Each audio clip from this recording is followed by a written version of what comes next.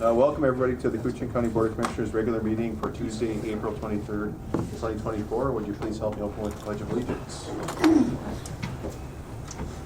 I pledge allegiance to the flag of the United States of America and to the republic for which it stands, one nation, under God, indivisible, with liberty and justice for all.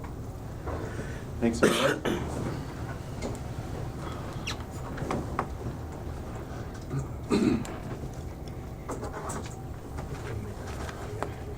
First up under county business is to approve the proposed agenda with additions and or deletions. We may have one addition we're going to place at the end of the meeting to consider increase of the resolution bond amount. We'll place that under the I of finished county business before we adjourn the meeting. And we're kind of waiting on some language on that there and a final count on that. So with that, I would accept the motion with that potential addition. I'll make the motion. Thank you, Commissioner Roach. I'll second. Thank you, Commissioner Hell. Any discussion on the agenda?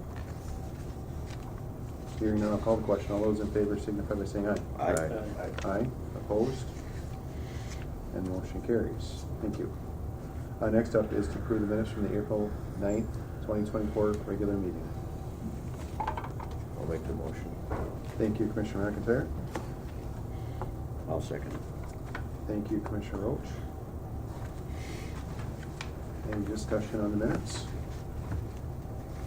Hearing none, I'll call the question. All those in favor signify by saying aye. Aye.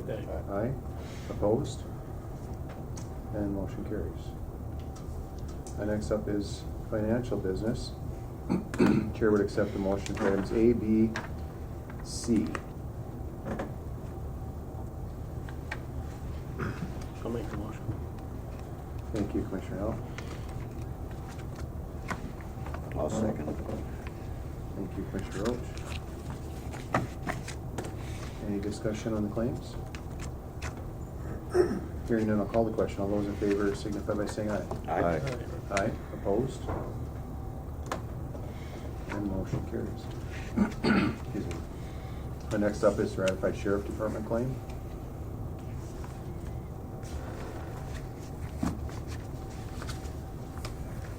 I'll make the motion. Thank you, Commissioner Hell. I'll second. Thank you, Commissioner McIntyre. Any discussion on the claim? Hearing none, I'll call the question. All those in favor signify by saying aye. Aye. Aye. Opposed? And motion carries. Next up is to approve warrant voids.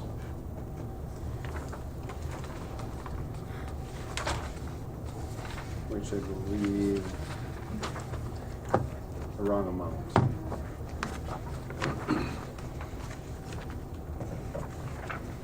I'll make the motion. Thank you, Commissioner McIntyre. I'll second it.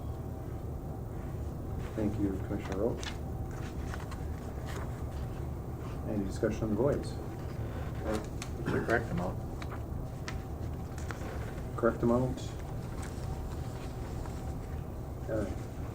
What is the, anyone have any idea what the correct amount? That was my mistake. I believe I wrote the claim form for the full amount for the airport expense, and I was supposed to only do the county's portion of the expense, so they voided that and then they paid the difference. I don't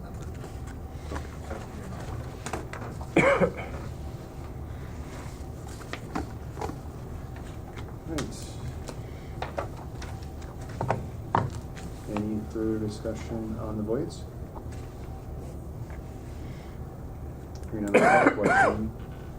Hearing none, I'll call the question. All those in favor signify by saying aye. Aye. Aye. Opposed? And motion carries. Next up is human resource. Notice of temp hires for veteran service transport drivers and sheriff's office transport drivers. We have a list of. I guess I'm HR now, so. You are HR for a while, yes. Yeah. So, my understanding is every year we bring a notice of hire for all our temporary workers, usually earlier in the year, but because we have to rehire them after every first of every year as under our temp hire policy. So these are the folks that are currently falling under Jesperson, Mark Lassard, Don Pekarski, and Steven Vigerin are all veteran service transport drivers. And then Don Pekarski also is a sheriff's transport driver as well. So just a notice of hire and temp policy. Certainly appreciate all those folks as well. And this is just a notice, we don't need a. Correct. Okay, thank you. Next is notice of hire of a financial assistant supervisor. Correct. So after a long search, we did offer, and Rebecca accepted the supervisor position for financial assistance. Rebecca is a current eligibility worker, and so she's being promoted into that job. And her start date in that role was April 22nd. We're also seeking board motion to backfill her eligibility worker position. So we'll need a motion on the backfill. Okay, I'll make the motion on a backfill. thank you, Commissioner Roach. I'll second. Thank you, Commissioner Hill. Any discussion? Well, thanks to Derek and Mary and your work getting this up to speed, so I'm glad to have that position filled and we can move forward. Absolutely. All right. Any other discussion? Hearing none, I'll call the question. All those in favor signify by saying aye. Aye. Aye, opposed? And motion carries. Next to consider is approve offsite gambling application. Excuse me. Rainy River Community College Foundation raffle to be conducted June 13th at the Thunderbird Lodge.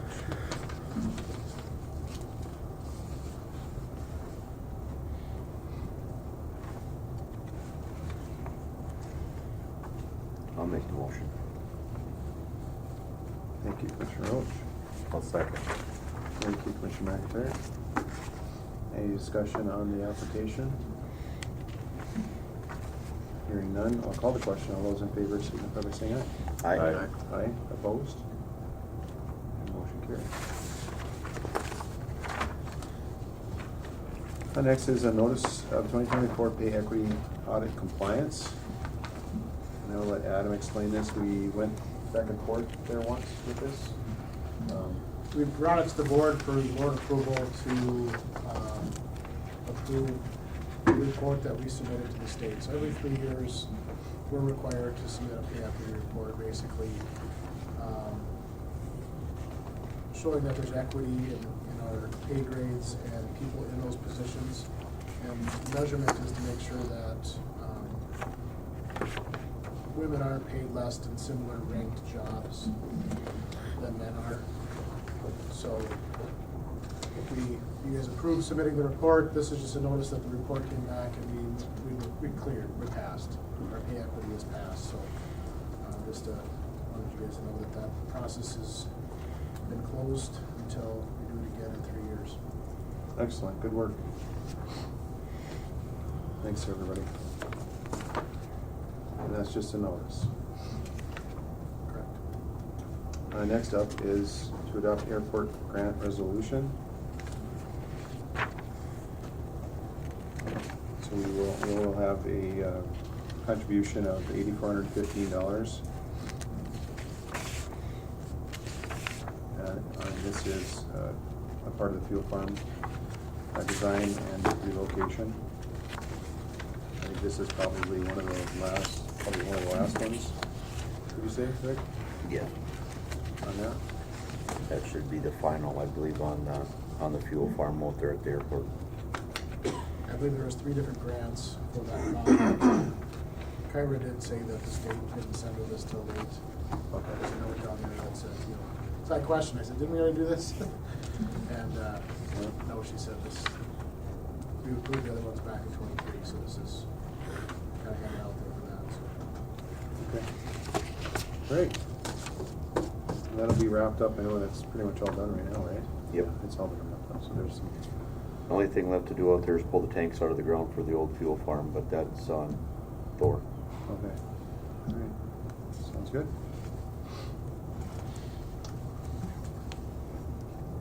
So Chair would accept a motion to adopt the airport grant resolution, with the cost of $8,415. I'll make that motion. Thank you, Commissioner Roach. I'll second. Go ahead. Thank you, Commissioner McIntyre. Any discussion? Hearing none, I'll call the question. All those in favor signify by saying aye. Aye. Aye. Aye, opposed, and motion carries. Thank you.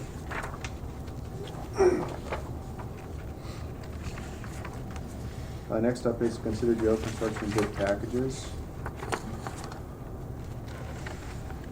Summary here is the bid opening for the jail occurred on April 17, 2024 at 2 p.m. Low bids total $20,112,446 to a budgeted $17,579,742, which includes all contingency project funds. The result in $2,532,704 over project budget. Two scopes came in well over budget, the remainder came in close to budget. Bids for each work scope are good for 60 days. We are here to consider approving, rejecting, rebidding any or all of the work scopes. At our POC meeting on Friday, we have a recommendation to accept the rejection of bids packets 1 and 9 out of the scopes. And that went through our POC committee and as a recommendation and discussion with ICS. And we had some discussion earlier at a committee of the whole.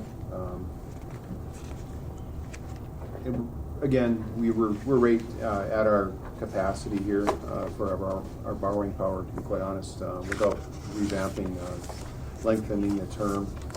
We really are very close to our statute and allowable borrowing, the way it's set up as is. So the bids were considerably more.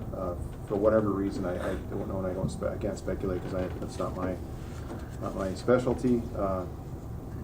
But they were considerably over, which puts this project in a little bit of jeopardy here, so far as being able to afford to do it as it's written, as it's written now. So keep in mind too, we do have a proposal in the addition to increase have a resolution to increase the bond amount to where we could actually make a little bit more work.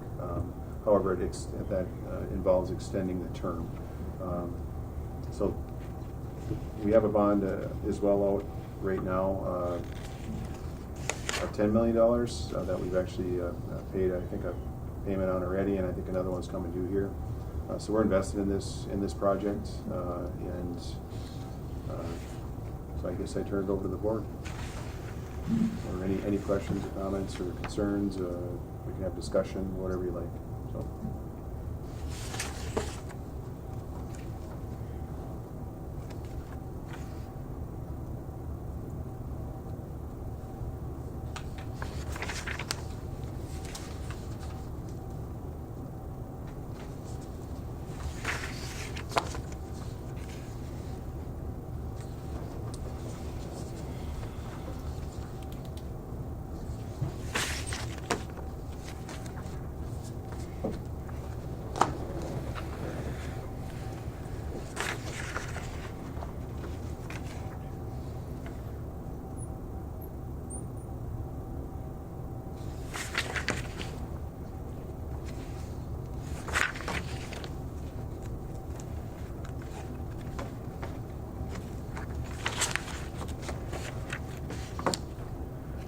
I'll kick it off, I guess.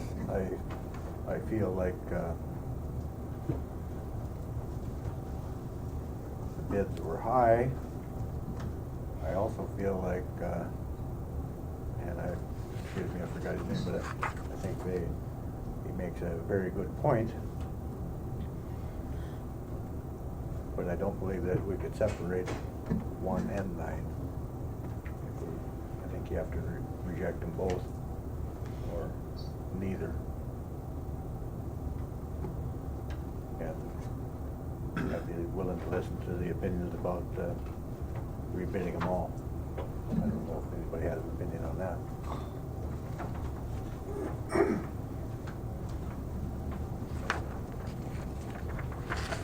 I think we can do 1 or 2 or all of them, which, I mean, ICS numbers come in, you know, right there within a budget, and then we get the two that are out.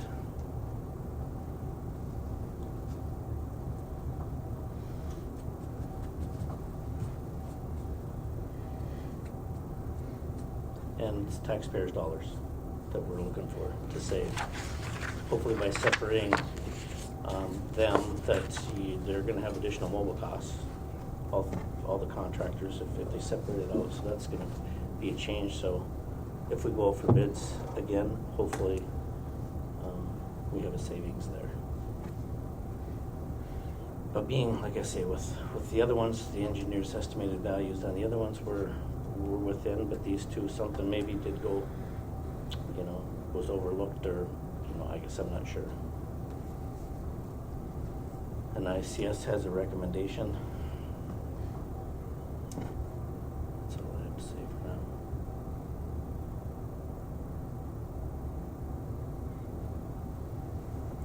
Well, breaking it down into different parts, I think we'd probably get more bidders on it. Right.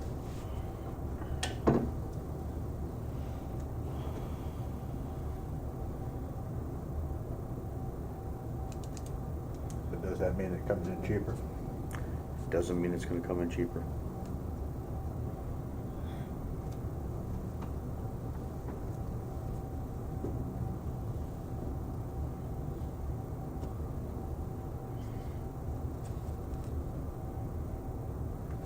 Anyone else?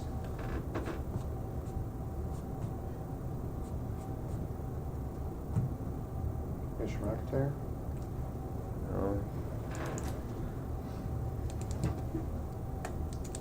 I don't like to spend the taxpayers' dollars on the extra cost, but if we rebid this, it might come in more than we did the first time. I don't know if ICS can go back and change a little bit of the plans. We'd hate to do that at this time. I don't know what the correct way to go about it is.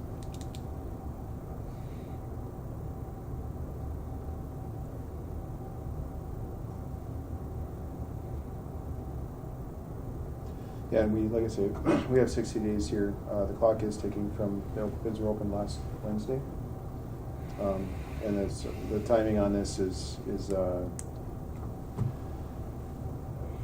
critical, I guess, in order to keep it within the realm of that 60 days in order to go out and to potentially rebid those two packages. There's timelines for advertisements, and then there's, you know, they probably add a week to the 2 weeks, you know, and then you go through that process again. And, you know, I understand too, like you say, there may be a separate, may not make any difference, but we don't know that. And I appreciate, you know, the idea of value engineering as well. However, we don't even know if that would be possible without digging into these plans again. I don't believe so. I don't know how we could know that ahead of time, and then be able to make a decision based on a maybe as well. So right now we know what we've got, and if we don't bid, we don't know what we could have gotten, or we go forward and we pay what it is, which I think is, some of it is egregious, to be quite honest with you, in my opinion. But that's just what I think. I don't know. I don't feel prices are there, but I think there's some. I don't understand all the intricacies of the bidding either. However, the 7 of the 9 scopes came within 5% of the budget. 2 of them were over 50%. One was 150%. So that's kind of what we're considering. If is that fair? It's not 150% of a $10,000 bill. It's 150% of a $900,000 bill.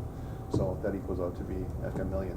So that's a considerable amount of money to think that, if it was a little more reasonable, I think that would be acceptable. But to be that far over an engineer's estimate is to me a little bit too far-fetched for myself. But that's just where I'm at with it. So I understand some of these other prices of things here, but I think that was all worked into the cost, and I think ICS did a good job of keeping track of these costs as time went on. So I feel fairly comfortable that their eye was on the ball throughout this whole process.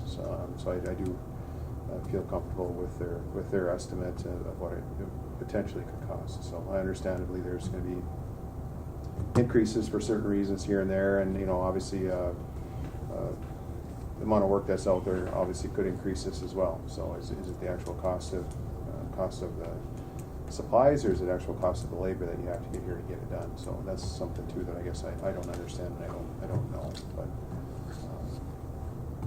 but we're looking here to kind of move in a direction. So we could have a motion considering ICS's recommendation to remove and rebid items, work scopes 1 and 9.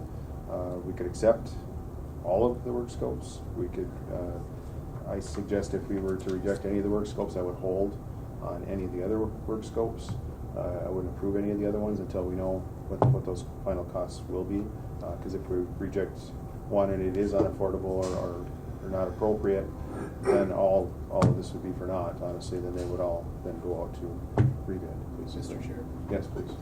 I don't think we can accept any bids today because we don't have the funds in hand, No. because we didn't sell the bonds, so. Correct. Yeah. Accepting the bids today can't happen without the bond funds. If we accept bids, Thank you. is the value engineering out of the question then? Well, that's the maybe part. I mean, we can't really negotiate value engineering when we have a bid. The bid is the bid, and it is what it is. So to negotiate value engineering after the bids come in, well, why didn't they come in like that earlier? In my opinion, if it could be value engineered to save $500,000, why wouldn't you save $500,000 the first time around? It's just my thought. Well, it'll be a change Yeah. in equipment, basically. Possibly, but if that could have been done prior to the fact, well, then that would have been great, but it wasn't. So that's why it would need to go out on bids again if you're going to Potentially, yes. change the system. Right. Right. So now this is our discussion. Now we've had. Thank you. So I know we can't negotiate public bids. So I think it is either Adam makes a great point. I misspoke. We cannot accept any of the bids because we don't have any money to accept the bids. So we have to do that. We have to have money before we can accept anything. So thank you, Adam, for correcting me there. But we do have the ability to reject and rebid any or all of the bids. So.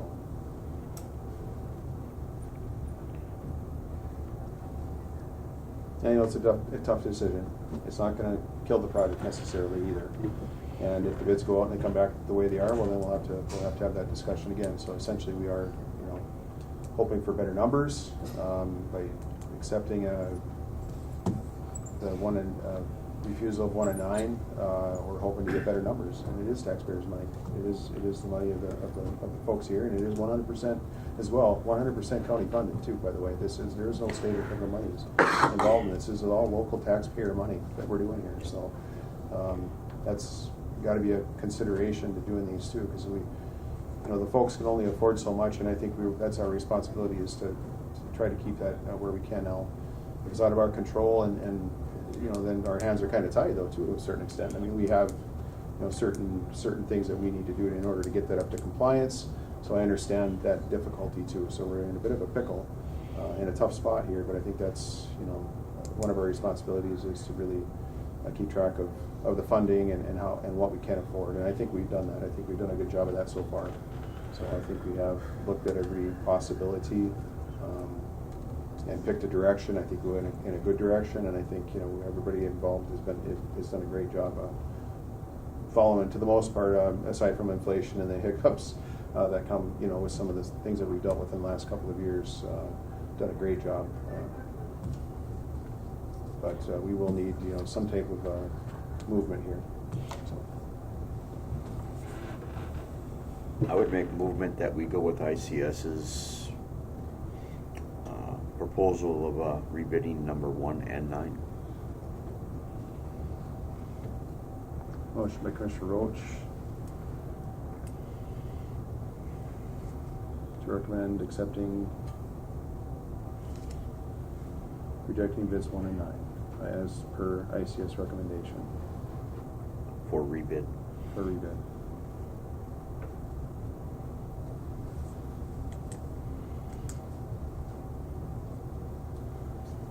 I'll second. Seconded by Commissioner Erickson. Any discussion, further discussion? Well, it's a direction, so it's a direction to an outcome, and I think we're still gonna have movement. It's still not gonna be a done deal, of course, and we'll certainly move forward, I know. And if anyone has any questions, I mean, I think if we haven't explained ourselves well enough of why this is happening, please, get a hold of any one of us or Adam here, and hopefully we can, I know ICS is able to answer some questions too, but certainly feel free to call any one of us with any questions or concerns. So do we have any other discussion? Hearing none, I'll call the question. All those in favor signify by saying aye. Aye. Aye. Aye. Opposed? And motion carries. Thank you.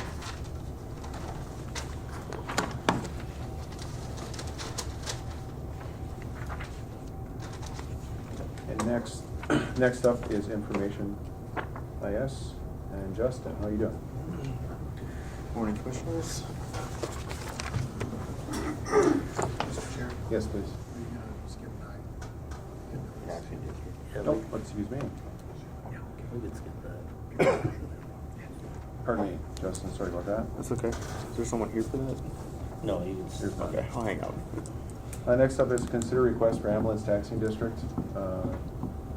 Another discussion we've had over the last year or so with an ambulance steering committee involving City of International Falls, St. Louis County, and representatives from Rainier to consider a taxing district to cover a shortcoming within their ambulance service district. Right now, I believe it's at about $60 annually per E911 residence, which would equal around $300,000, which is close to what their shortfall. That being said, that isn't just for outside of the city limits of International Falls. That includes the city limits of International Falls and all the residents, E911 residences within that. So it would be a flat fee, not based on valuations or any sort of thing like that. It would be very similar to the county residents who are familiar with the rural fire, how that works. That'd be very similar to that. It'd be a subordinate tax district with an annual receipted fee of $60 or whatever is ultimately decided. This would just be to move forward with that direction or not move forward with that direction. We've had lengthy discussions at the steering committee. We've had discussions at the committee of the whole a couple of weeks ago. The problem isn't going to go away, albeit it isn't necessarily the county's fault or the city's fault or the taxpayers' fault. It's ultimately a federal reimbursement of this system, and that's not going to get fixed immediately, and that shortfall and shortcoming still will be there. So, and in order to have a community, we need to have a ambulance service as well. We can't have a community without an ambulance. We have to have that. We have a community that, we're potentially having a new hospital being built here. We have a lot of things going on, a lot of new construction, which is great to see. We could see an influx of population in our area, which is great. And without the services that people come to almost expect, that's not going to be a consideration for some folks if we don't have this here either. So just looking for a direction here and an answer for the city as well. They spent a lot of time, and before we get into the budget season, I think it's a consideration for us to consider moving forward with this and make a decision. Yes, we could potentially fund it a different way, a little more complicated perhaps, without getting into a taxing district, but then we would be going basically countywide. And we already have service areas that collect tax, namely Little Fork, and I think we give a fee to some of the other areas that are covered and served to a certain amount. I know we have a Black Duck joint powers agreement for that end of the county, for the southern area there, with I think it's a four entity joint powers agreement. This year would not be that. This would be more of a subordinate taxing district with a board created very similar to a rural fire board. with people, making recommendations, budget recommendations annually, quarterly, and then they'd have monthly meetings as well too, just to kind of, and it's not going to go away. This problem's not going to go away. Other ambulance services in our own county are always struggling to make ends meet. And, you know, it's not going to get fixed overnight, I guess. And I think, you know, to a certain extent, they are servicing an area of the county that's outside the city limits that we want them to serve. Without them, we're not going to, I think they do need some help here. And to get this done, we need to just get it done and make a decision to either do it or not do it here and move forward. So I don't mean to drop it on anyone here. I just think we've had a lot of concerns and talks about it. We do have all the numbers and things figured out. We went through very extensive meetings with everyone. We really hashed out a lot of the details. And we have some formalities, some public hearings and stuff, but we really can't move forward without a decision from this board here to create that. And I don't know how that amount comes out to be. I don't know how that would necessarily work, but the recommendation to move forward to form, then we could form a committee, then we could get a recommendation of an amount. So this isn't necessarily going to be the amount. I'm estimating that amount to be anywhere from $50 to $60 is kind of what we had figured. Depending on the shortfall, that kind of covers the losses and kind of makes them whole or even. And that's what our goal is. Our goal isn't to obviously be funneling money to increase a budget, and that's never what we would do. But to get them whole and to be on a level playing ground to afford ambulances and staff and things like this here, I think that's important for us. And I wouldn't say that necessarily if we were a little bit closer to a next level of care, but we're not. We don't have that next level of care. It's either an ambulance or a helicopter to get out of here. So without the folks that they provide, there is no one else. So if you have to have a paramedic or RN nurse in the vehicle with you, we don't have that without paramedics. So without that paramedic service and without that ALS, that advanced life support, they would have to probably call someone else or have a different way of transportation. So you're figuring the billing would be for everybody that has a Blue Fire number inside Cooch County? No, that would be just in the ASA, in the ambulance service area. For us up here. It's a designated area, 940 some square miles, I think. So Part of that's St. Louis County though too, right? to a certain extent is, and obviously they would have to go through their board to get support of that. So that wouldn't be our decision. And necessarily to do that, they would have to go through the St. Louis County board to approve anything. We wouldn't be able to create, like I say, a sport and taxing district in their county without this. We have had discussions with Kaptogama and the Kaptogama Township Board, along with their representative from St. Louis County.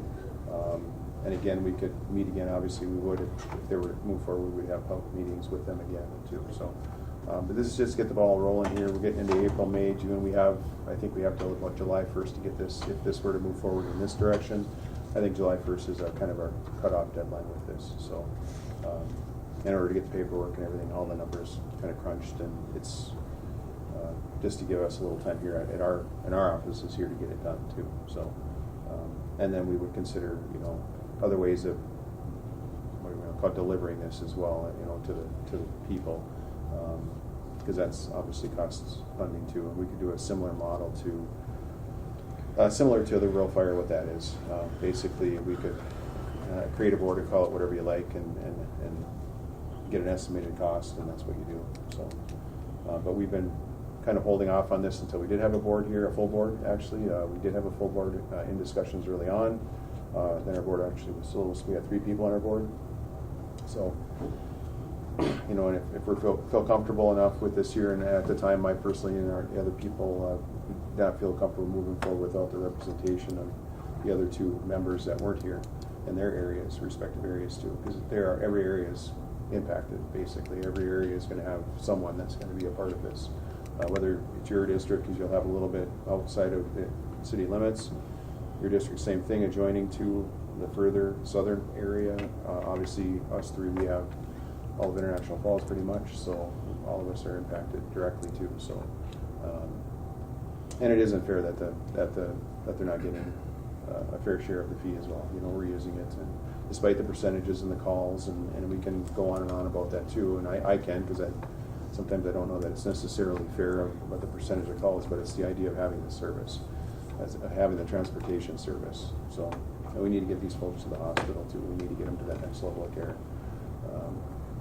And the numbers are the numbers. You know, we have a lot of elderly folks. I'm not you know, that's a larger percentage of our population here anymore. It's 60% of our folks in this area are retired or nearly retired, and that number is going to keep going up unless we bring younger folks come back. You know, that number is what that number is, and that's the way it is. We're all getting there. So I talked to a lot of my people in my district, and all of them would be okay with doing a taxing district or figuring out a way of doing it just to guarantee that ambulance is starting up at their doorstep. Here's a crazy idea, and I don't even know if it would work. What if we more or less went countywide and self-insured, if you want to call it that, you know, and then pay the Black Ducks and pay the Lake of the Woods for their calls into our county, and you collect that $50 or $60 from everybody in the county. Would that fund ever, and I don't know if insurance is the right word, but I have no idea whether it would work, or whether it's legal, whether it would cover the cost. Would give a little bit more funding for the outlying ambulance services. Well, then everybody in the county is paying. And the people that are providing the service get so much a run, or whatever, you know, would there be enough money collected to support that? So they're saying if Black Duck comes into Northome, they would get, for one run, they would take $60 out of the pot or $50 out of the pot. Yes.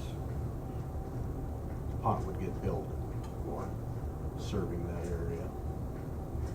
It's, you know, I'm not very familiar with it, and Adam probably is a lot more familiar with the MediShare type thing, you know, the faith-based, where people all contribute.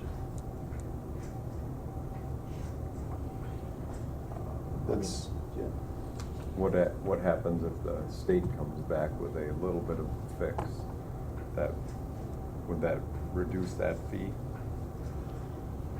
I don't know. I think the city had requested, I think, 1.2 million from that. And I don't know, but I don't know that they're going to get all of what was requested. I think they requested 121 million. I don't think that they'll even get anywhere close to that. I think the governor's budget was a little over 10 million-ish.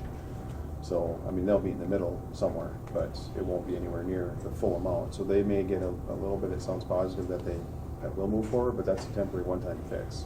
At this point, at least. That isn't a permanent fix. So. And that's only going to take up with their backlog that they're already behind. That's basically yes. Yeah.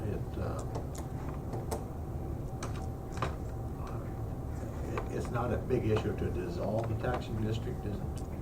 Just say no. 2 years notice. 2 years notice? I believe so.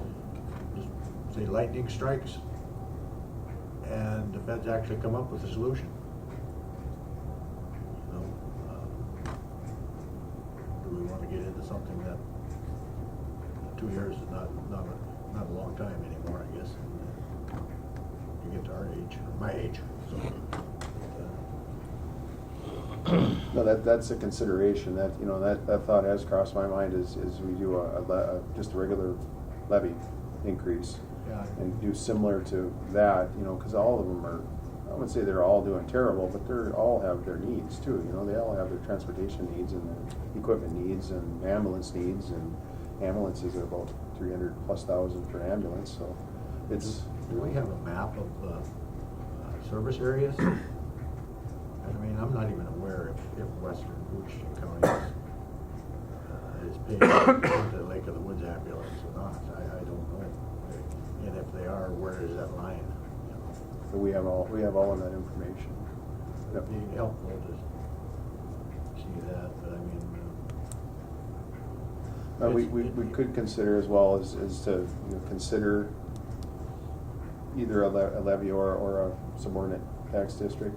That the other angle of it would be, I don't know about the timeline on that district. This isn't joint powers, this would be more of a subordinate type of deal. And we have to approve that amount annually, I believe. And that would be something, a question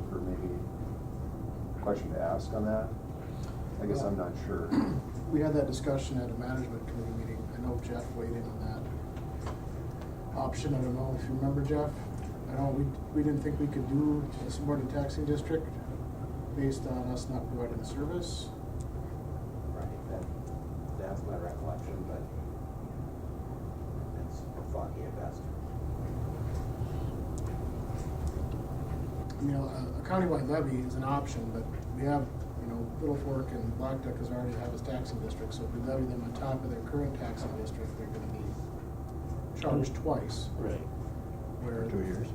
well, But they're already kind of holding their own anyway. It's this one up here that's the one that's asking. there's one that's asking, so maybe just keeping it in, like you presented at the beginning, in their area and the falls. Yeah, So the that's- city of International Falls is requesting that we enter into an ambulance taxing district with them for the service area. But that excludes St. Louis County, it excludes Rainier, even though they still are gonna serve them. Those two parties have not voted, Rainier's voted, I guess, but, It's not a joint powers, we're just, it would be a joint powers, well, it would be a partnership under a special taxing district. The county and City. And any of the other two government entities that would want to sign up. so there's a joint powers on between, you're talking about the rural fire, if we could scope it that way. That would be more of a subordinate district, and that's outside the city limits of International Falls, so it doesn't even include them necessarily, other than when it gets to the actual services that they're requiring, because then they contract those services from Right. them. So for a fee of whatever the $90 times however many people are in that area, and I don't know what their share of that is. I don't know offhand what the share of that is exactly. They provide the training, the certain things. They have Rural Fire Advocacy still has their own board. It covers International Falls East and other areas outside that area as well too, that have a fire number and all that. I think it's $90 for residential, and it's a slide scale for commercial. So it did change just last year, the commercial side of things. The residential did not change the fee, but the commercial did increase a little bit, depending on the assessed amount or whatever, on their actual valuation. So.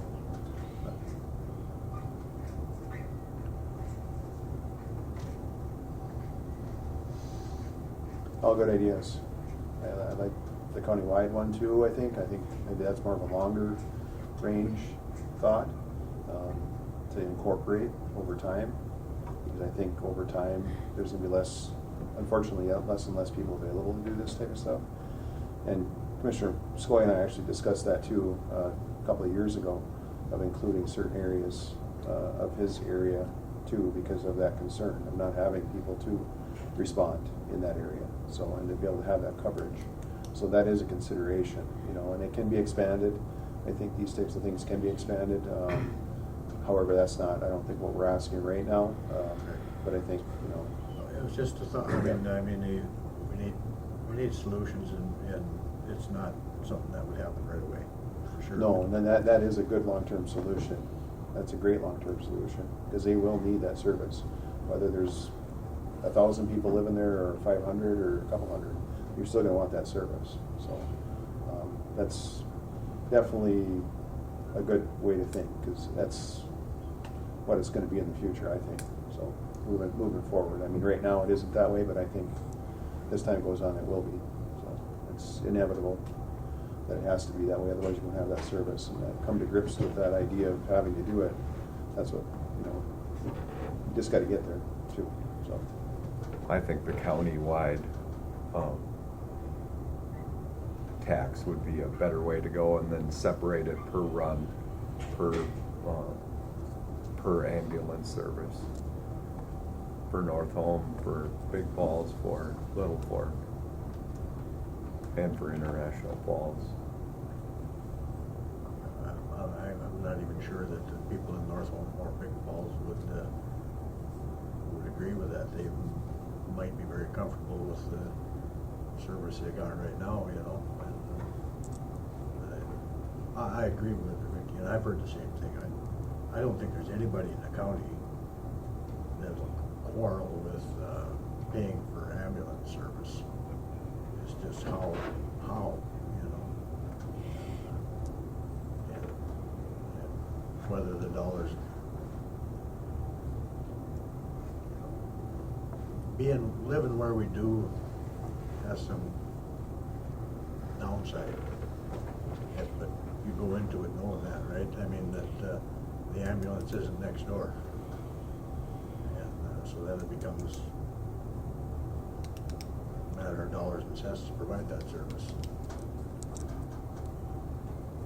You know, like the Black Duck and the Little Fork and Big Falls area's already got their taxing district. And they're not the ones asking for the money, it's back to here again. So,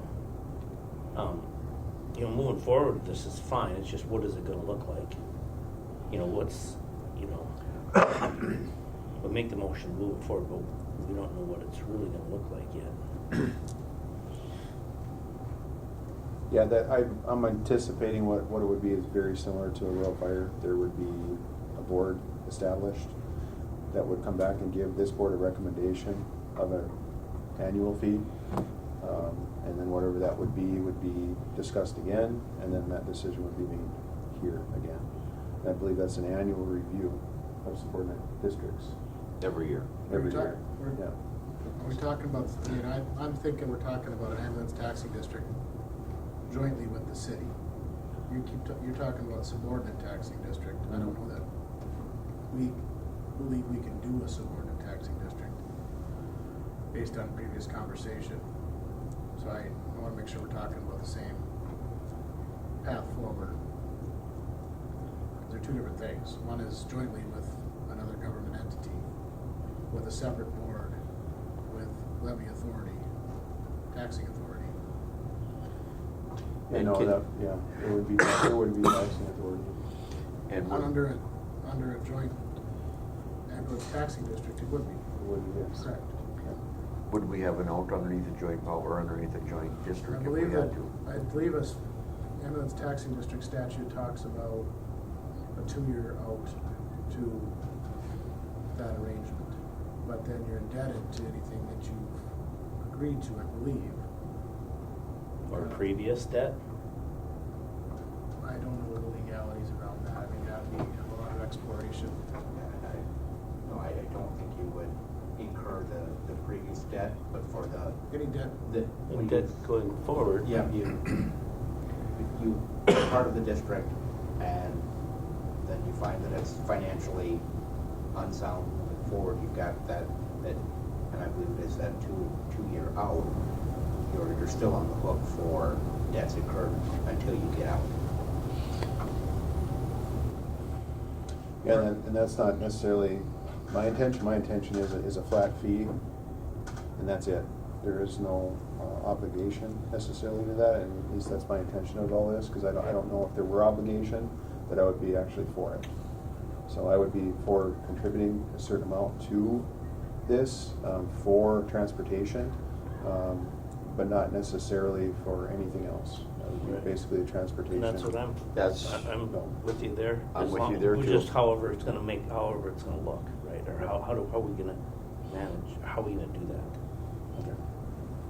I'm in for the transportation part, but it Or their shortfall, it's just how, you know, the joint powers, how that, we don't, you know, that's however we can do it. I just don't want to get into a joint powers and all of a Yeah. sudden them build a brand new building and we are stuck for half of their building. I would rather do, if we're gonna do it, transportation only, And I don't know if that's feasible. feasible, possible, hence the idea of countywide, because we can do that here, and we cannot do that here. We're just absolutely not, or okay, yes. And then that is an actual internal function that people may or may not agree with, but we do have control over that right here. So, is it the best way? No, because there are places that are out there right now that would change how that looks, you know. There is a way around that too. Is annually they come up with their percentage of what they are going to charge next year, and that could be reduced to cover, or to offset the cost of what's collected in that area, and just resupplement it back in a different way. So their actual tax rate would go down, because I think Black Duck is based on valuation. That could technically go down X amount of dollars, and X amount of dollars would be filled into that area. Same with Little Fork. Whatever that fee is, it would just be reduced by that amount right here, and then resupplemented with an overall. But then you have different boards as well too, and that's a consideration as well. You're gonna have different members over time. Is that gonna continue? That's the other caveat to all that. May get lost too in the future perhaps. So if it gets lost, well then it doesn't get done. So hence the area part of it. But yeah, I don't know any other way around it, honestly. I think whatever we do right now is short-term solution anyway, because I believe that Little Fork and Black Duck and all of them, if you listen to them, the dynamics are changing. If they're doing okay now, it probably won't last, because their people are aging out, and you know, their equipment is getting old, and the cost of that is going up. So there's change is going to be constant, I think, for, you know, until they get everybody in the 7-county metro area where they don't have to run ambulances out here to us. So I agree. We shouldn't be taxed with this problem, to be honest with you. I think it's very unfair. There should be a better reimbursement rate. That reimbursement rate hasn't been changed. It's been modified a little bit. I shouldn't say it hasn't been changed. It's been modified a little bit for some rurality increases in the percentage of what gets paid here. So they did receive a little increase, but still not anywhere near what covers the cost for them to do a run, you know, outside of town at least. So maybe in town they can make a go, with the transportation. Outside of town is kind of what is the issue. So I'm not against the taxing district, I guess, but then I still wonder if a county-wide levy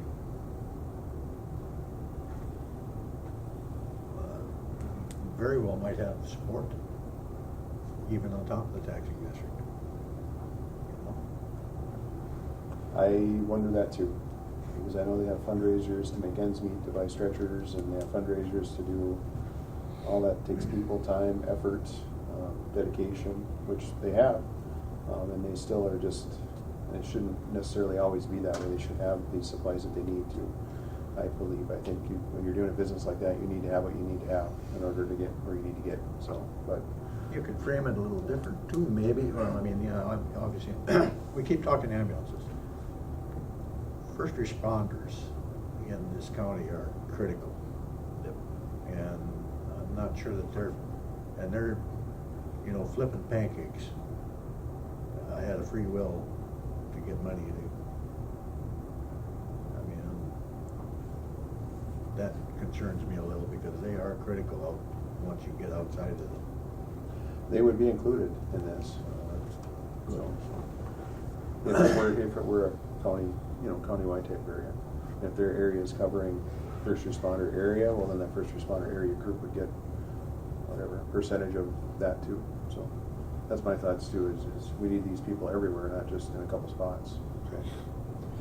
So yeah, it's a tough one. So it's a bigger problem, but I think it is a countywide problem, and for us at least. It's a statewide problem. Statewide. It's not just our county, it's everybody, St. Louis, Lake County, Cook County, Itasca, every one of them's falling into the same problem. Yeah, yeah. If we do it countywide, we make quite a statement, I think, too, to put pressure on the federal government to increase that allocation. I think it's part of their responsibility to do that, to serve these people here, is to get that reimbursement rate up to today's standards. When we're operating from 15 years ago, that isn't gonna work. So they gotta get with the program, and unfortunately wages go up, cost of living goes up, everything goes up. So can't expect people to work for nothing. And, you know, volunteerism goes only so far. So. Yeah. But yeah, I mean, we can move to extend this here, but I'd like to see it again. If we don't make any decision today, I'd like to see something here in a couple of weeks, just to give us a little time to do something here. Obviously, if we do it via a levy, we have a little bit longer of a time to discuss it. If we do it as a taxing district or a subordinate tax district, well, then we have a little bit tighter a timeline. We have to, July 1st. If we move it, I think we got to, the end of September-ish for a levy, preliminary levy? Yes, it's due September 28th, I believe. Okay, so we have 3 extra months if we do it via the county levy area or county levy consideration, or until July 1st with the other one. And there would be no special meetings for a countywide one. It would just be a levy increase with a dedicated account for that and just for that. So that's consideration. I've thought of that, how we could step it. We could start out at an amount. We could increase that amount over time. We wouldn't necessarily have to do it all at once. Kind of work our way into it, and then, like you say, work out the details over time, countywide, and then just do it that way. I think that would solve the problem instead of continually pushing it, kicking the can down the road. And I think then we would be irresponsible because we are including everyone too. So every parcel in the community, not just E911 dwellings. It would be every Every house. Yep.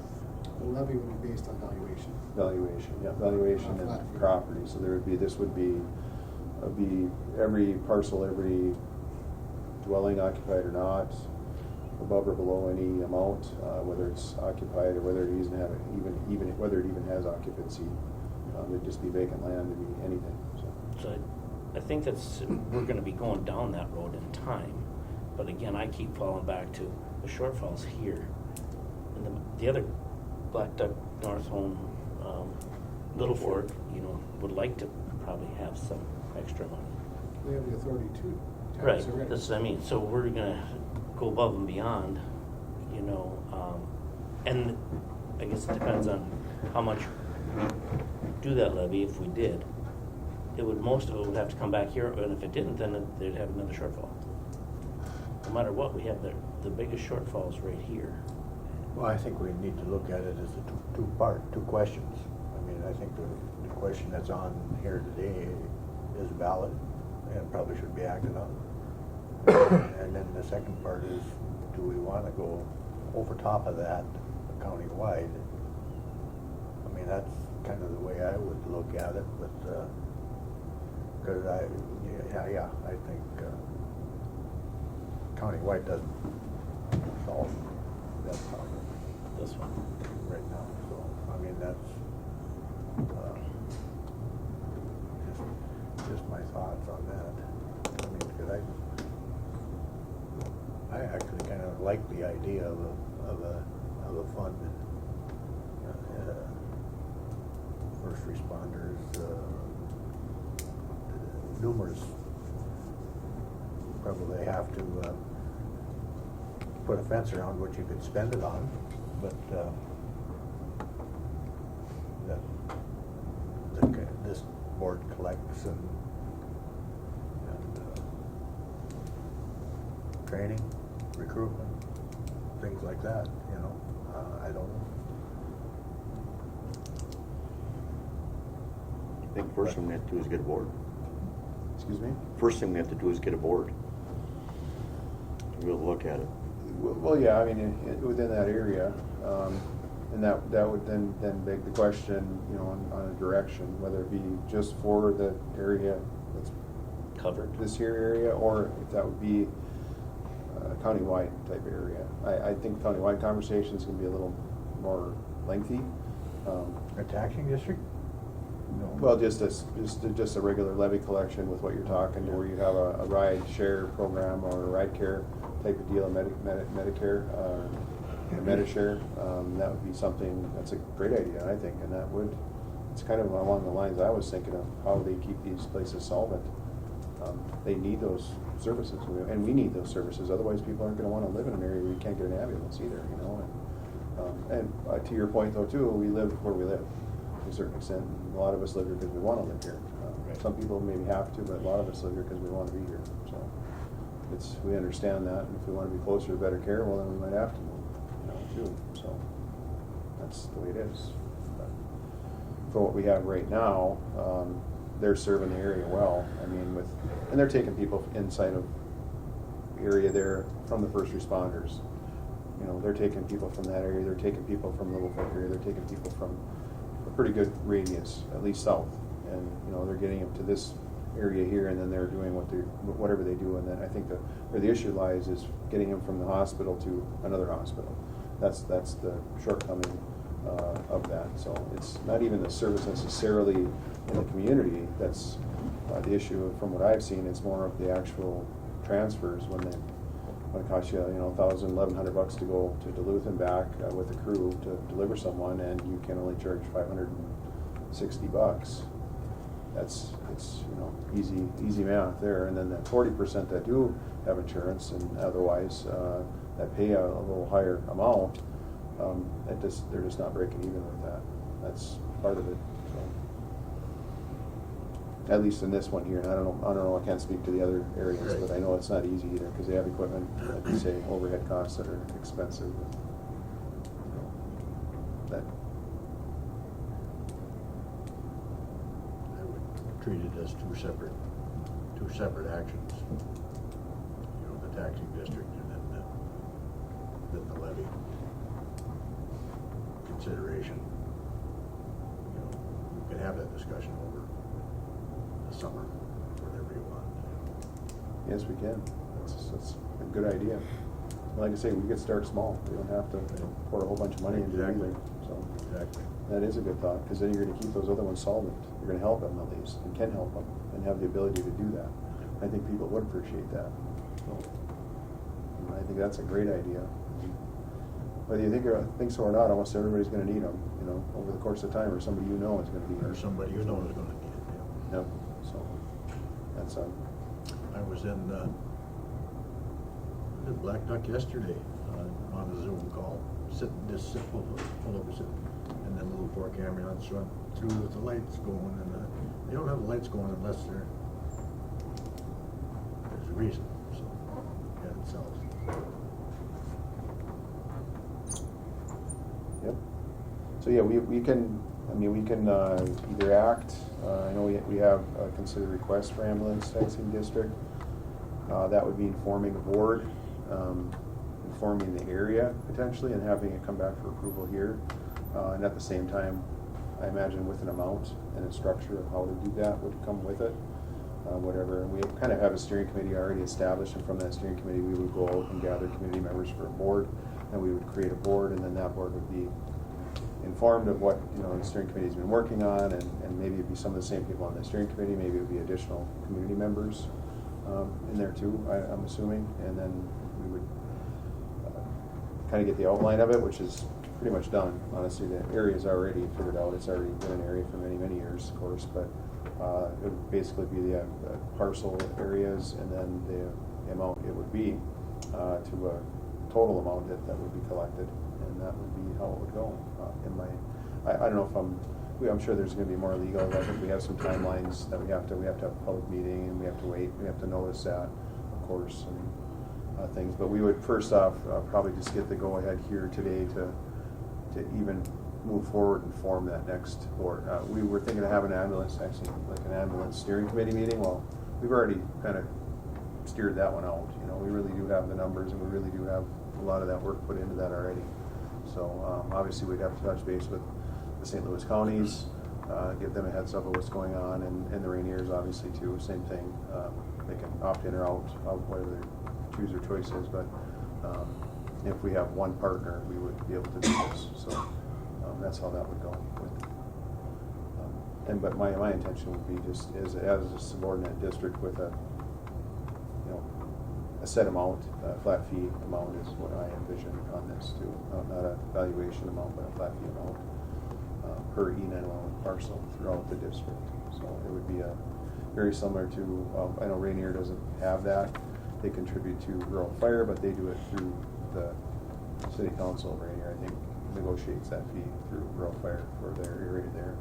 It's not a $90 fee outside of Rainier. It is, and everywhere outside of International Falls it is in that service area, I think. So and that could be separate and aside, because I know they're in opposition, or have been in the past at least, of this. So of a taxing district, ambulance taxing district. So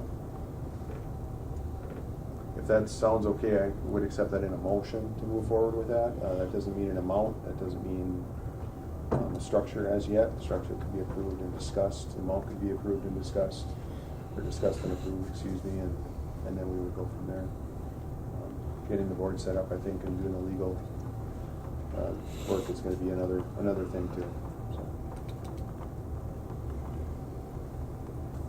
Mr. Chair, Yes, please. just want to make sure I'm clear on what you're recommending. Are you recommending exploring or moving forward with a subordinate taxing district or a ambulance taxing district with the city of International Falls? Well, I think subordinate would be my intentions. I believe, I don't know that we would certainly support the service. And, you know, we encompass, the county encompasses the city limits of International Falls. I imagine they may have to approve us doing that perhaps. But I don't know necessarily that a joint powers vote would necessarily be the right direction right now, at least. I think a subordinate would be the better choice for now. I think we'd have full wholehearted support for that. I mean, I got a feeling at least to be fairly supported. But maybe not necessarily in a joint powers supported format. And even if we can do that, my understanding is subordinate, if we can create a subordinate taxing district for this purpose, which I'm not sure that we can, it cannot include the city of International Falls or the city of Rainier. It's only unorganized areas, so we'd have to draw the lines around what is outside the city limits but within the ambulance taxing district. And that's all we can tax, so that the city of International Falls or Rainier or St. Louis would have to then find their own way to raise funds. And they cannot create a subordinate taxing district within the city that encompasses the whole city, because that doesn't meet the statutory requirements. They'd have to almost levy within their boundaries to make up any differences. So just, that's my understanding after reading through a lot of the different pieces, but again, we had researched this several months ago. The Department of Revenue kind of got back to us saying, good question, we've never seen this done before. Ask our county attorney. And we asked our county attorney, and he just really didn't think we had the ability to do a subordinate taxing district for this.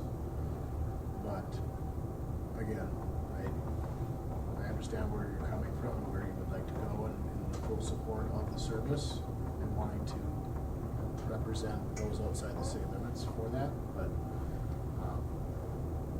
we're gonna have to take another deep dive into that if that's what we want to pursue from a subordinate perspective. Yeah, I mean, I guess that's up to the board on the direction. I like to support it. I'd make that motion. For the subordinate part. To pursue Yep.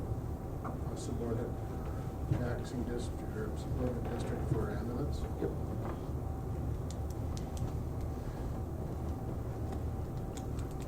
I'll second.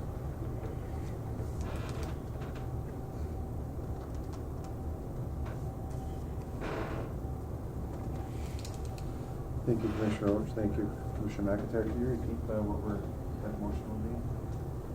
My understanding is that the motion is to pursue a subordinate taxing district for the city of International Falls ambulance service.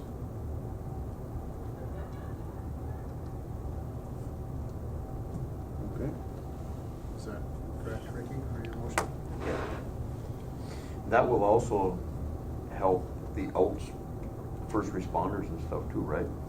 For like, if we have to take for Little Fork needs something, or is that just gonna be No. for International Falls? That's just, well, it's Just just for the for falls. the Just for- area. No, I just, you know, if this is the ambulance service district, the subordinate district would carve out, you know, the city of International Falls wouldn't be in, the city of Rainier wouldn't be in, and so it would be all the rest of the, you know, it would be all the rest of the ambulance district. This is just crude, but, you know what I mean? Yep. It wouldn't include I Falls or Rainier or St. Louis. Is that the service area, sir? Yes, yeah, you can have this, we have it available, pretty available, so. And then the falls will have to generate their own Take money care of their. for the rest of their shortfall. Yep. Potentially, if we can't get into the city limits to do that, yes. Yes. Whether it's subordinate. Yes, I'm good with that. Because I don't think that area can come up with that whole shortfall. Especially when it's only 75, 25. 75. Yeah, You know, 'cause I mean, their it- calls, and we're getting back into them weeds again too, right? No, So- but it could still be a flat fee of a certain amount of dollar, X amount of dollar. $60, Yeah. $50, whatever. Whatever that happens to be, that is would be the contribution or the collection of that area, and that would be approved here annually, I believe, through a subordinate area.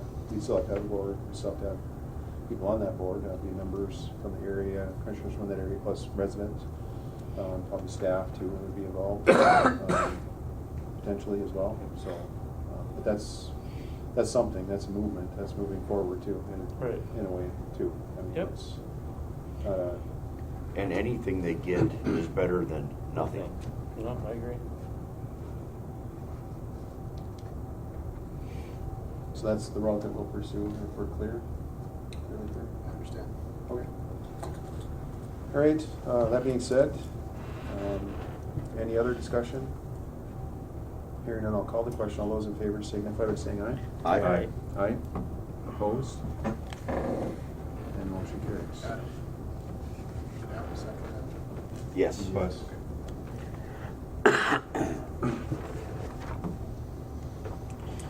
All right, and now we're at information system business. Yep. Hopefully this one will be a little easier. So by the end of the year, we'll have 33 PCs that are out of warranty, and an additional 14 that will need warranty extensions that are eligible for warranty extensions. I've gotten quotes. I worked with HP to provide the order to both SHI and Southern Computer Warehouse. Got the quotes back. SHI quoted 31 PCs with warranties and the needed warranty extensions at $43,816.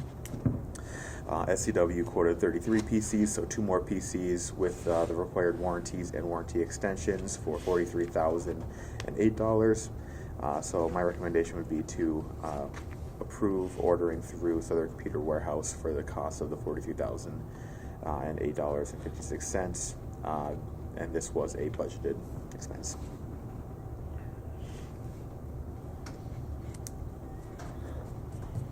This is just something you recycle? Yep, every year the PCs that are 4 or 5 years old go out of warranty and aren't eligible for warranty extensions any longer, so then we replace them at that point. The PCs that are coming out of production will go into storage. We'll use them for other random things, like for example this PC that we're having a meeting on could be one of them. Some of the other ones will also be donated through our ACC member, refurbished and donated to the community as well. Excellent.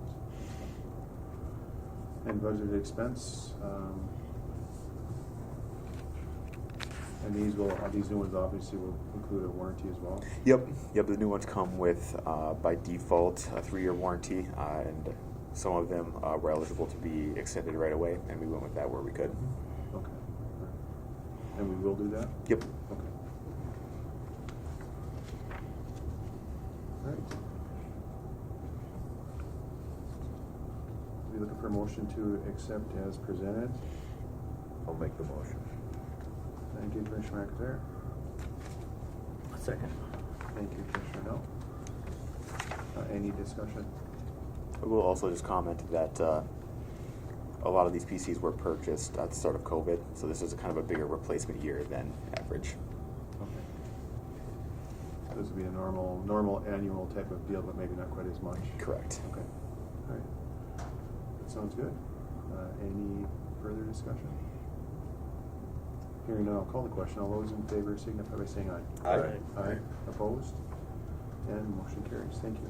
Thank you. Thank you. Thank you, Dustin, for hanging out. You got to sit in the hot seat for like a half an hour. Hi, Dean. Now you're coming to the hot seat. Yeah, here comes the hot seat. Here Yeah, I've goes got a an couple hour's meeting. things for the board here today. First off, representing the motor pool, And I've been contacted by them, and I've been in contact with them, and it's the year that we purchase a vehicle for the motor pool.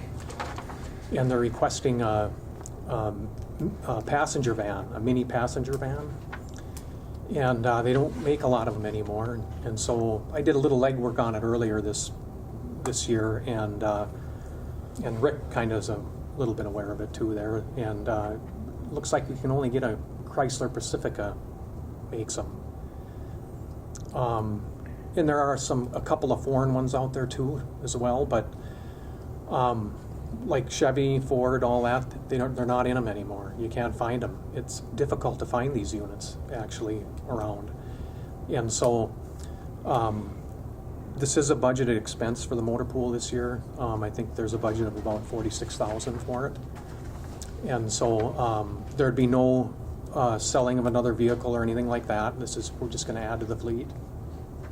The vehicle that they did have has been sold probably a couple of years ago or whatever. So I'm just looking for the board approval to be able to go out and gather some numbers together, some prices on these vehicles, and then I'll come back to the board for your approval to whatever you'd like to do then at that point. So The van is to transport children, is that what the yeah, purpose of the van? once in a while the cars don't work for the folks over there. They've got to have a van for small children and all the equipment that goes with small children when they're moving them around from location to location, and so they needed that bigger hatch to open up, or the slide door, bigger accessibility versus a car door like that. They just wanted to have one in the fleet so that that option was there for them. Isn't that funny? My kids grew up in a minivan, now you can't buy one. Right. Yeah, Weird. Yeah. Everything's SUV, four-wheel drive, You bet. Tahoe, Yeah. whatever. Yeah. It's Or far and few in between. F-150s. Yeah, yeah.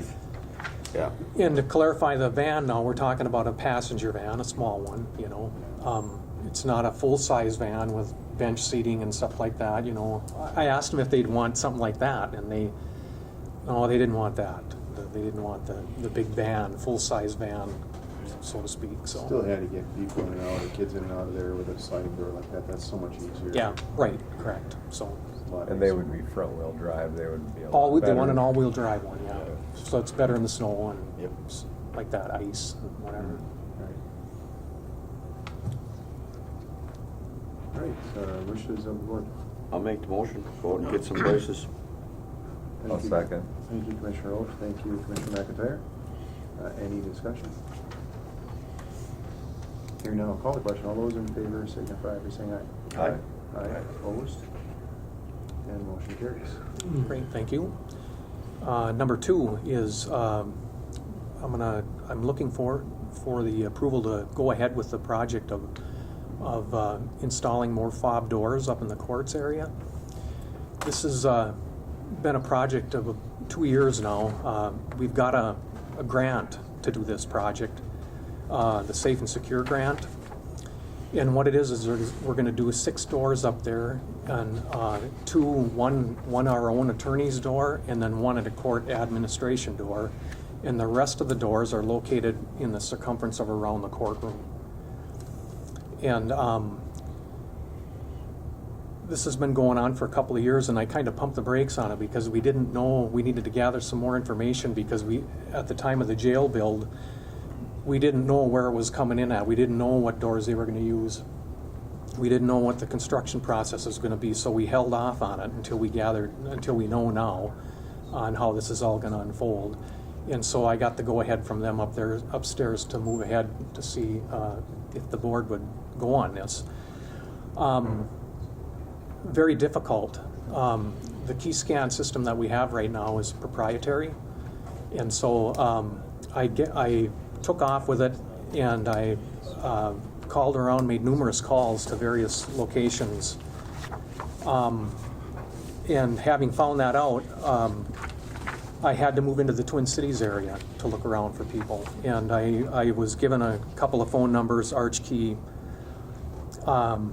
right off of Key Scan equipment down in Minneapolis, And so I made a phone call up to Ace Electrical in Minneapolis. They in turn turned me up to, they had a presence up in Duluth and Virginia, and I called both those places. I did talk to one person, gave him all the information, told him what I was going to do, and I haven't heard anything back from him since. A lot of these people didn't even return my phone calls, and I've got a list of them here that I'll include with my information and all that. And so that's why I'm circling back to the American Eagle security system that has provided us with a quote. And I can tell you, to put you a little bit at ease, when we put the system in, we had 3 bidders on it, and they were the low bid at that point. American Eagle Security was. And then I also had them bid the panic buttons system that we put in. They were the low bid on that as well.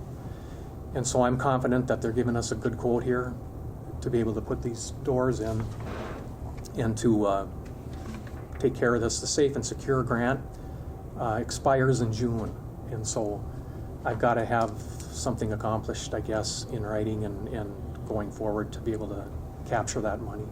So, And would this amount fall within that? available? 24,000. The grant is for 24,000. The pricing that you're seeing on your information there is 25 something. There'll be a few dollars. I can cover the rest in my general complex budget there. So. And you've worked with them before, and they provide a good service with the. Yes, they have. The ArchiScan system is spot on. I had a company that talking to them, and of course right away they want to sell you a new system. Well, I said the system we have is only, I think it's 3 years old, maybe at the most, 4 years old, and it's very nice, user friendly. It works great. And so I said, no, I'm not interested in a new system at this point in time yet. So I moved on at that point. That particular company owned about 3 or 4 of the companies around that are located in the Duluth area, Bemidji, like that. That's when I took off and moved on down the line into Minneapolis looking around.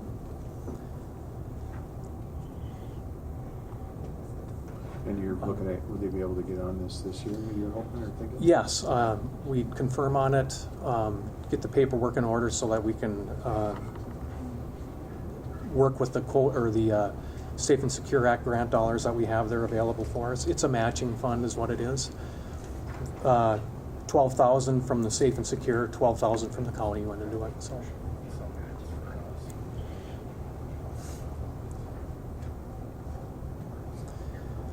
And this, again, this is, I'm going to secure the doors in the attorney's offices.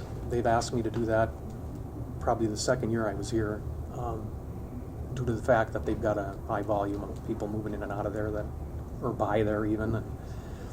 And then the court administration, these 2 particular doors were put in away from our system.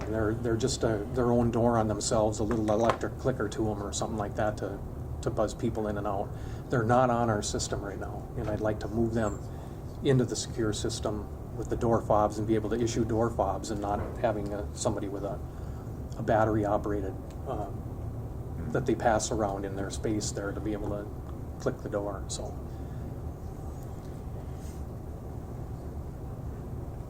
Sounds good. Any questions for Dean?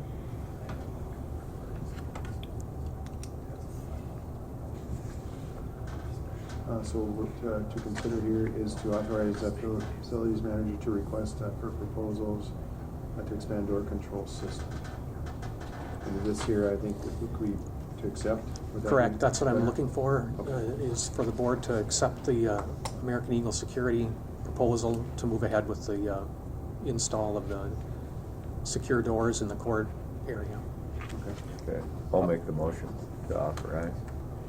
I'll second it. Thank you, Commissioner McIntyre. Thank you, Commissioner Rowe. Any discussion? Hearing none, I'll call the question. All those in favor signify by saying aye. Aye. Aye. Opposed? There's a motion to award? Yes. Okay. Yep, that's correct. You didn't. Yes, correct. To Yep. award the. Yes. The Yeah. $1,350, you said $1,380, you said you got I'll that cover in that your on budget? in my complex budget. Okay. Right. Right, we're good. Great, thank you. Thank you. Thanks, Dean. Yep. Sheriff? Morning. Good morning. It's been a long morning already. Yeah, he was right. I didn't think it'd be this long, but he's right. Anyway, what you got? What I have is I have a continuation of our discussion from 2 weeks ago at the committee of the whole meeting where we discussed the inmate meal services that we currently have to provide in our jail. So what I have before you today is I have two different RBAs, and I'm not sure which one you want to address first, but the one I have in front of me is the RBA to solicit RFPs for inmate meal services for our inmates. And then the second one is the advertising for a full-time jail cook. So as we discussed at the committee of the whole, and if it's still acceptable, I would like to do both at the same time, if it still makes sense. I'd make that motion. We had that discussion, pretty thorough discussion a couple weeks ago. And if I may add, I do have a sample RFP. Adam did most of the work on it. I sent it to the jail administrator. I made a couple modifications, then I had the county attorney review it as well. The county attorney at this point felt that simple is better at this time, to release this formal RFP and see what kind of responses we get. Really, I think what this RFP is crafted towards is a local vendor that might be able to compete against. We already have two proposals from two well-known inmate correctional companies, inmate meal correctional companies. So we know what those numbers are. This is really just going after that local vendor to see if they can come anywhere near close or, provide us another option. So that would give us a chance to keep those tax dollars local. So I think that's really what the flavor of this one is. Yep, and then also just kind of see what they, any interest in maybe moving those hours up for full-time. Yeah. Considered full-time, then with certain benefits and stuff, so. Yeah, we still haven't gotten any applications. We're still currently advertising for a part-time cook. Still haven't had any applications, so if we can advertise for full-time, we'll see what that interest is. Okay. Sounds good. The goal is to not do both, but to yes. bring the results back to the board and say which. Yeah, that's correct. That's a good point. So it'll just be kind of what would best serve us at this point in time. What would best serve us? And I'll still take the position that I think our own cook utilizing our own kitchen and we purchase the food, I still think that's our cheapest, best option. But I agree with you. in the absence of that, it's just nice to have options out there and see what, They'd get better food, I'm sure. Yeah, I mean, and I when you go with a vendor and they need to make money on it too. When it's run by the county, you're paying a wage, but we have a vested interest in keeping food costs low and all these things. A vendor, they have to make some money, which I don't fault them, but I still think our lowest option would be to cook the meals in-house in our own kitchen with us ordering all the food. I would agree, and I think that ideally, if we could hire a cook, that we should still maybe search for a vendor that would take on an emergency or last-minute food service, or we run into a vacancy or a sick call or whatever that, if they're already established, could you not provide, 36 meals that day or whatever, for all 3 meals, whatever. Yeah, that's a very good point too. And I don't know if that would exist, but.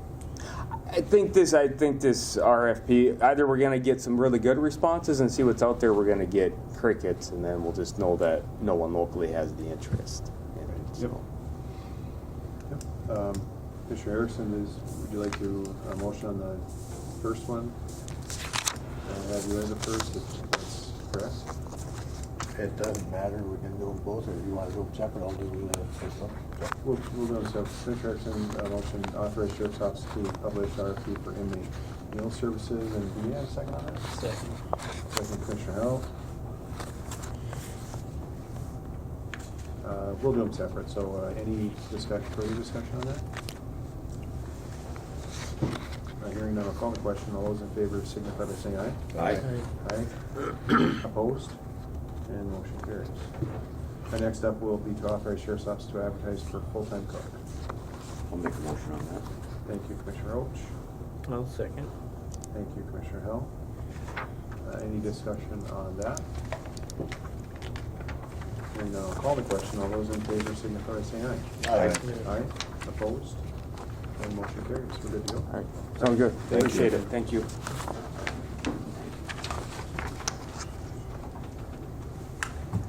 And next up. Excuse my slow walking. I threw my back out on Sunday, so I'm still working through that. Oh, boy. Happens to me every, a couple times a year. So Yeah, I hear you. It's painful. Thanks for hanging on here for an extra little Yeah. while here, so appreciate that. No problem. You have a Boyd here to start off? yeah, and actually one thing, it was in the packet, but it didn't make it to the agenda. And I noticed when Adam said that additions to the agenda, this wasn't one of them. But there's a request for authorization of payment for a burial as well. I was wondering if that's something that we could discuss right now, if it's the wishes of the board, or at the same time as the warrant, or if that's something we'd have to push off to the next meeting because it wasn't on the agenda. Opinion? Board can take action if they wish. Yeah, let's put it on there. Okay, perfect. Thank you. Okay, well, we can start out with warrant void. It was for, through the social welfare funds, void a warrant for payment on a Medicare premium that didn't need to go out. So it was caught before it went out, so. Okay. We'll take action on that. Get a motion to approve that warrant, Boyd. I'll make the motion. Thank you, Commissioner McIntyre. I'll second it. Thank you, Commissioner Roach. Any discussion on the Boyd? Hearing none, I'll call the question. All those in favor signify by saying aye. Aye. Aye. Opposed? And motion carries. Excellent. Thanks. The next thing is the county burial for one of our residents that passed away, qualified underneath the county burial policy that is in place. That'll also be coming out of the social welfare actions. The amount is $2,544.47. It just included cremation and no service. So. All right, we accept the motion to approve the burial. I'll make the motion. Thank you, Commissioner Hill. I'll second. Thank you, Commissioner McIntyre. Any discussion? Hearing none, I'll call the question. All those in favor signify by saying aye. Aye. Aye. Opposed? And motion carries. Thank you. All right, the next thing that I have is a continuation of what we discussed at the Committee of the Whole 2 weeks ago regarding the CaseWorks electronic data management platform. Proposing to use our reserve funds for first-year startup costs for the program for the financial assistance unit, the child support unit, and the social services unit. What I'd be looking for is to approve to move forward with CaseWorks in securing contracts and starting the onboarding process for social services, financial services, and child support. So as we discussed, you're going to try to move all three forward. Yep. And the admittance area that already does that will be the first, well, not the first, but one of the ones, and then the social service, and they'll all go Yep. around the same time. Yeah, it's broken out into 2 phases. Okay. That start a couple weeks apart is what they do. And phase 1 is the child support and financial assistance because they're very similar. So that would start, and then social services would follow shortly after. We'd be looking at end of June, beginning of July for the start with the training and onboarding and all that stuff, with a go-live date in October. Couple weeks apart in there, for the financial services will go first, and then the other one will go live. This is what the entire Region 3 is actually moving to this now. Even Itasca County is on board with it now. So they were the only ones that were looking in a different direction, and they are going along with it just because we get that 40% and 35% respective discounts by going as a region, which is a pretty substantial savings when it comes to this. So. Oh, absolutely. Yeah. And they'll provide the training and Yep. onboarding and all that. Yep, and speaking with Dave Lee, my counterpart in Carleton County, about 2 years ago, year and a half ago, they went with Caseworks for just their social services, and he said they are a phenomenal company to work with. They walk everything through it. Any updates or changes you need, say you develop a new form that your agency uses, like a informed consent form.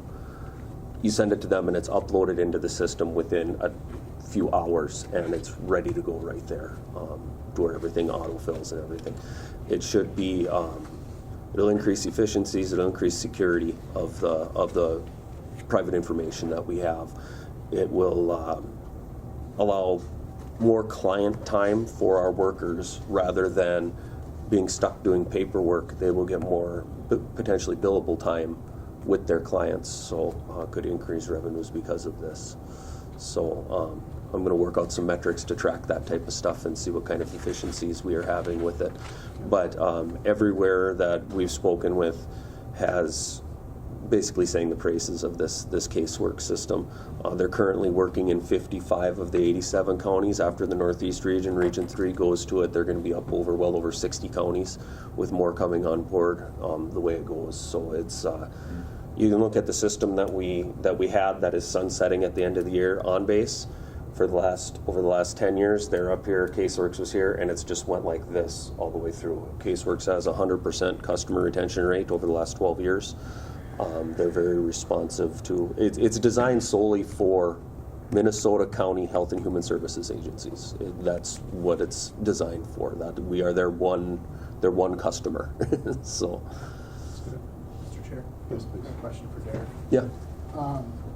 You're gonna secure contracts, will you bring those contracts back to the county board For signature? for approval? Yeah. And I assume that will come with an actual panel amount? Yep. You got ranges with low and high end?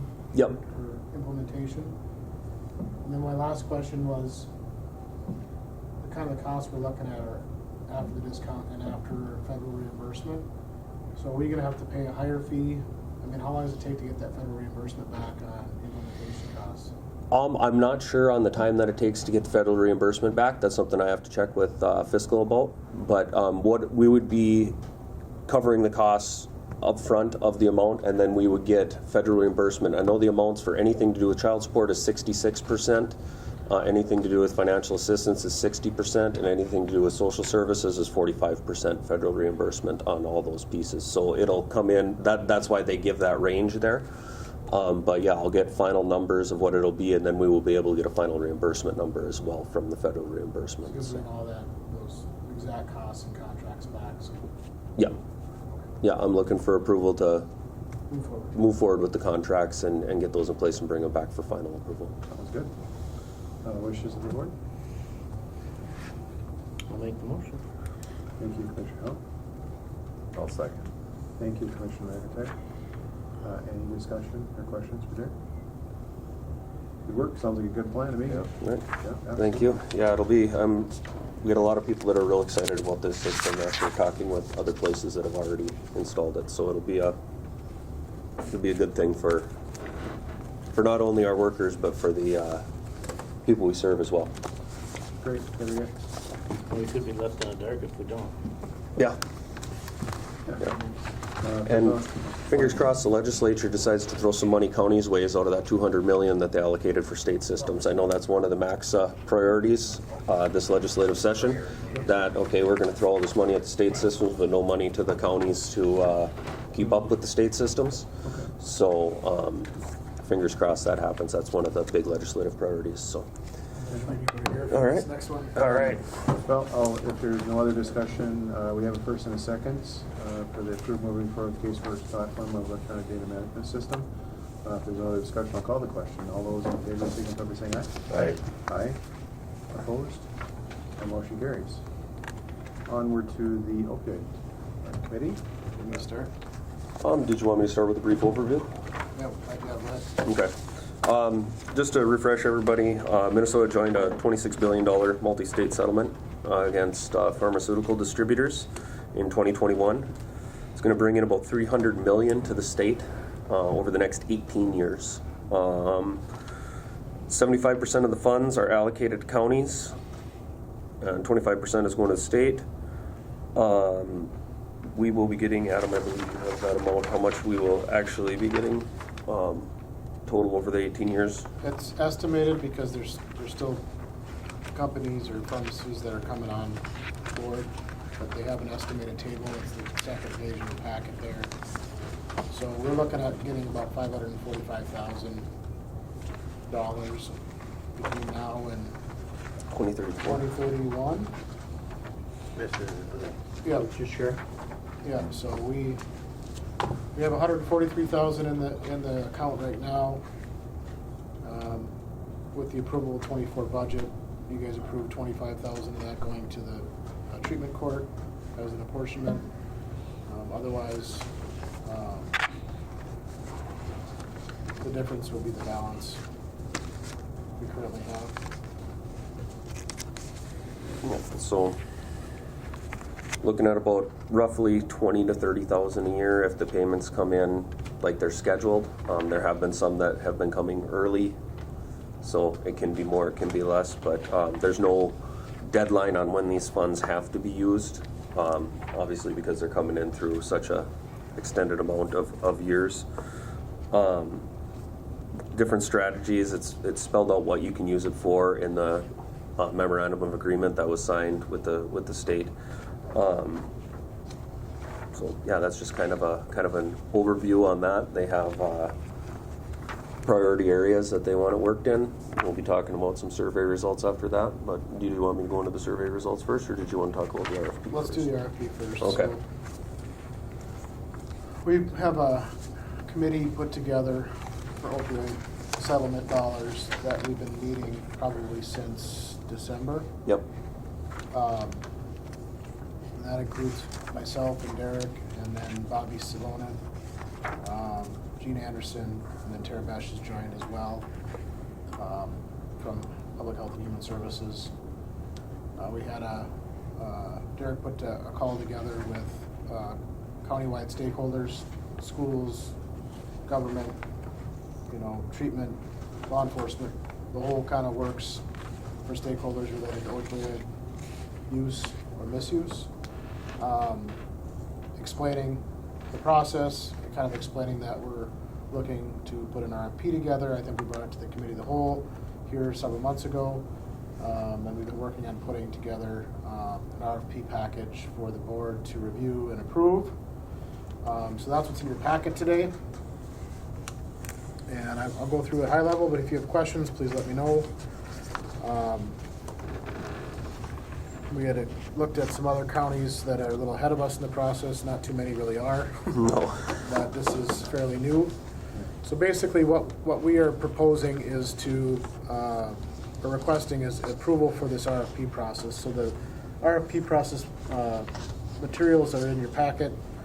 The first one is a grant request form. So our goal is to, if this is approved, to go out for RFP this summer. And have maybe a 3-month window for people to apply, and we would just do this annually. Right now, we didn't really put any bumpers on limits on amounts, limits on multiple years. We wanted kind of to see what creativity people had it with requests and had the ability to grade those requests. And then ultimately, the county board has final decision on approving any expenditures or awards of those pieces. So this would be what they would fill out and submit to the committee for scoring. So there's a grant request form, obviously a narrative that explains these different areas, background of their agency, project description, budget description, how their proposal meets the community input, and Derek will go through the survey results here shortly. What is their sustainability plan once the funds runs out? Some of it might be easy, like we want to send our people for one-time training, and our plan is to then use that training to train others and to inform the community. So that's kind of a one-time deal. But if they're adding an FTE and we're going to pay for it through funds, what happens when those funds run out. We want to kind of know their sustainability plan for that. So there's a grant budget instructions, just kind of helping them on how to fill out the next grant request budget worksheet again, and then breaking down their budget into salary and benefits, any contracted services, travel, any operating supplies, any others, or any matching funds. We felt that, you know, that would strengthen maybe their application if their organization was putting money in as well to this initiative, and that might help with sustainability of that beyond our award for that process. And then really the next couple of sheets, or the next couple of pages are really just a scoring sheet. So we would, if we had multiple RFP requests, or I guess even if we just had one, we would have a committee that would score those applications. And so we've got a scoring section with points evaluated. We will have a point system to kind of grade where we felt those RFPs were at. I guess beyond approving this RFP process, we kind of want the board's input on if the board wants to appoint anybody to the scoring committee from the board, or if you want the steering committee, from internal steering committee, to be the scorers and make recommendations to the board. I think that's kind of open for conversation. I know Derek's explained that I think it was Aiken County that has one of the ones that's ahead of the game. They went out for RFP. They got a couple. They denied all requests. They didn't like what was submitted, and just wanted, I think, overall more detail and meat into the proposals they received. So they just didn't want to give money away. The other pieces we're continuing to explore is obviously we'll have a website page dedicated to opioid settlement and grants. It'll have all this information on it for people to get that information, pull the survey results, kind of see where the community thinks that the money would be best served. But we're also looking at entering into an agreement with any recipients so that they have to spend the money where they said they're going to spend the money, or that they'd be on the hook to pay it back. If there's any change requests, they'd have to get approval from the board, those types of things. So we're kind of working through some of those conversations right now. But our timeline, as outlined in the RFP, or in the RBA, sorry, would be to get board approval today for the RFP process. Next month in May, we would present to that stakeholder group again and explain the RFP process. We would also explain the community survey, and then our goal would be to open up the RFP process early June, like June 3rd is a Monday. I think we'd probably open it up. We'd close it probably mid to end of August, and then we'd score in September and bring it to the board for consideration of approval. And if it was approved, we would then announce the awards in October, and then the goal would be to pay out in January of each year, any recipients. So that most places use a calendar budget cycle, so we thought that would line up pretty good for our budget cycle for awarding it and getting in the budget, so that then they can plan on their January start, hopefully, to plan for that project. So Yeah, it'd be nice to have, I think, Adam, Commissioner McIntyre on that, if that's okay. Just kind of have it. It'd be nice to have that voice on there. Obviously you're the experts on what's going on, and if it's a true community input, I think that would be nice too. But just to have, it's good information too, honestly, to get a pulse for where everybody's at and where this is at too, what's being done, and get it out in the community. And then you have a representative on the committee as well too. So we went through this with some of the grants, was a little bit different than this year. I think this is more going to be community response of what the needs are. Per se is where these are more individual with the CARES grants and things like this year, where it's more business orientated of cover business expenses, things like this year. This is a lot different than that, but it'll be interesting to see where it goes and what good can come out of it too, really. So it's great. It looks great too, kind of vetting them as you go and getting applications. That's a great idea. So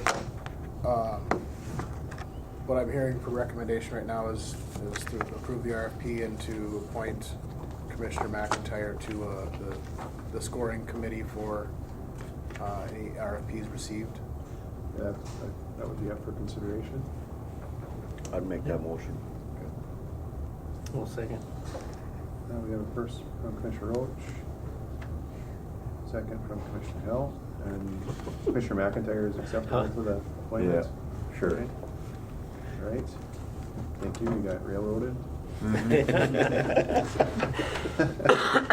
And then just kind of information only, but notice we have the community results from the opioid survey. I thought Derek could go through those and just kind of let you know that Sure. what those results were and kind of where the committee and the scorers will kind of say, hey, does this meet kind of the community's thoughts on where this money should be spent to help prevent and eliminate opioid use.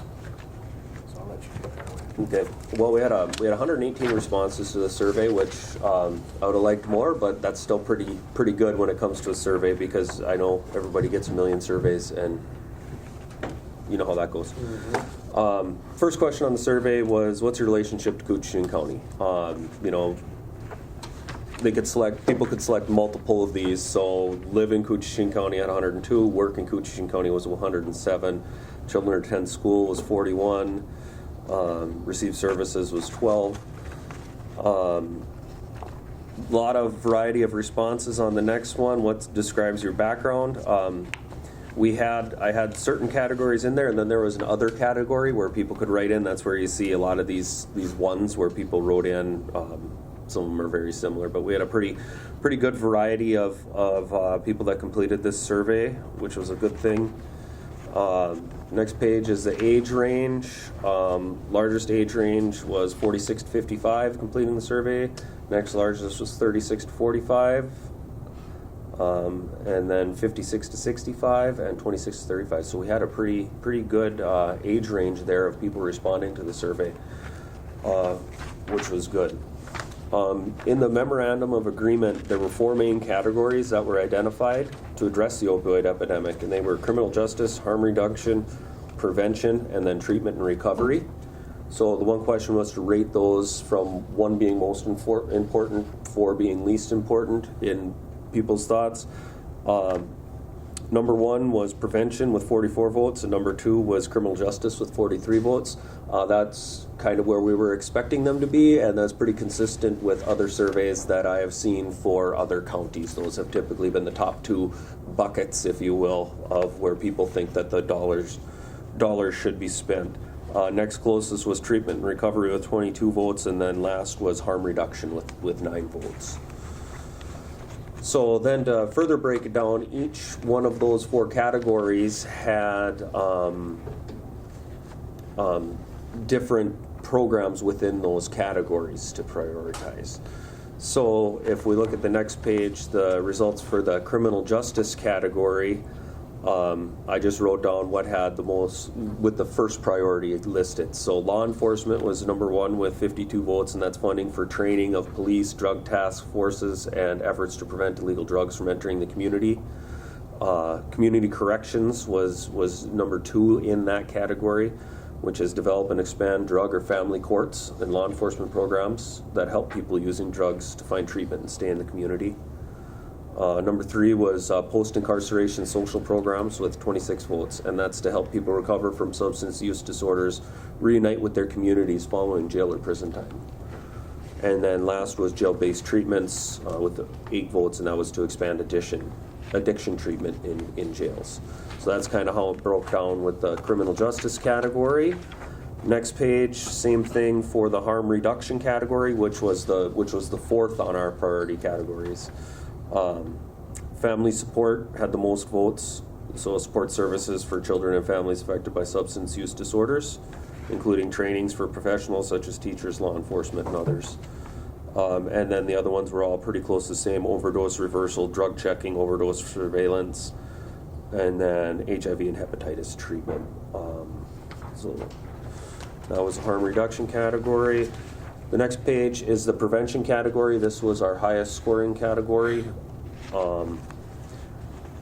Number 1 was primary prevention on the subgroup under that category. Primary prevention was programming shown to prevent drug use, family and youth programs, adult education programs, and public education campaigns.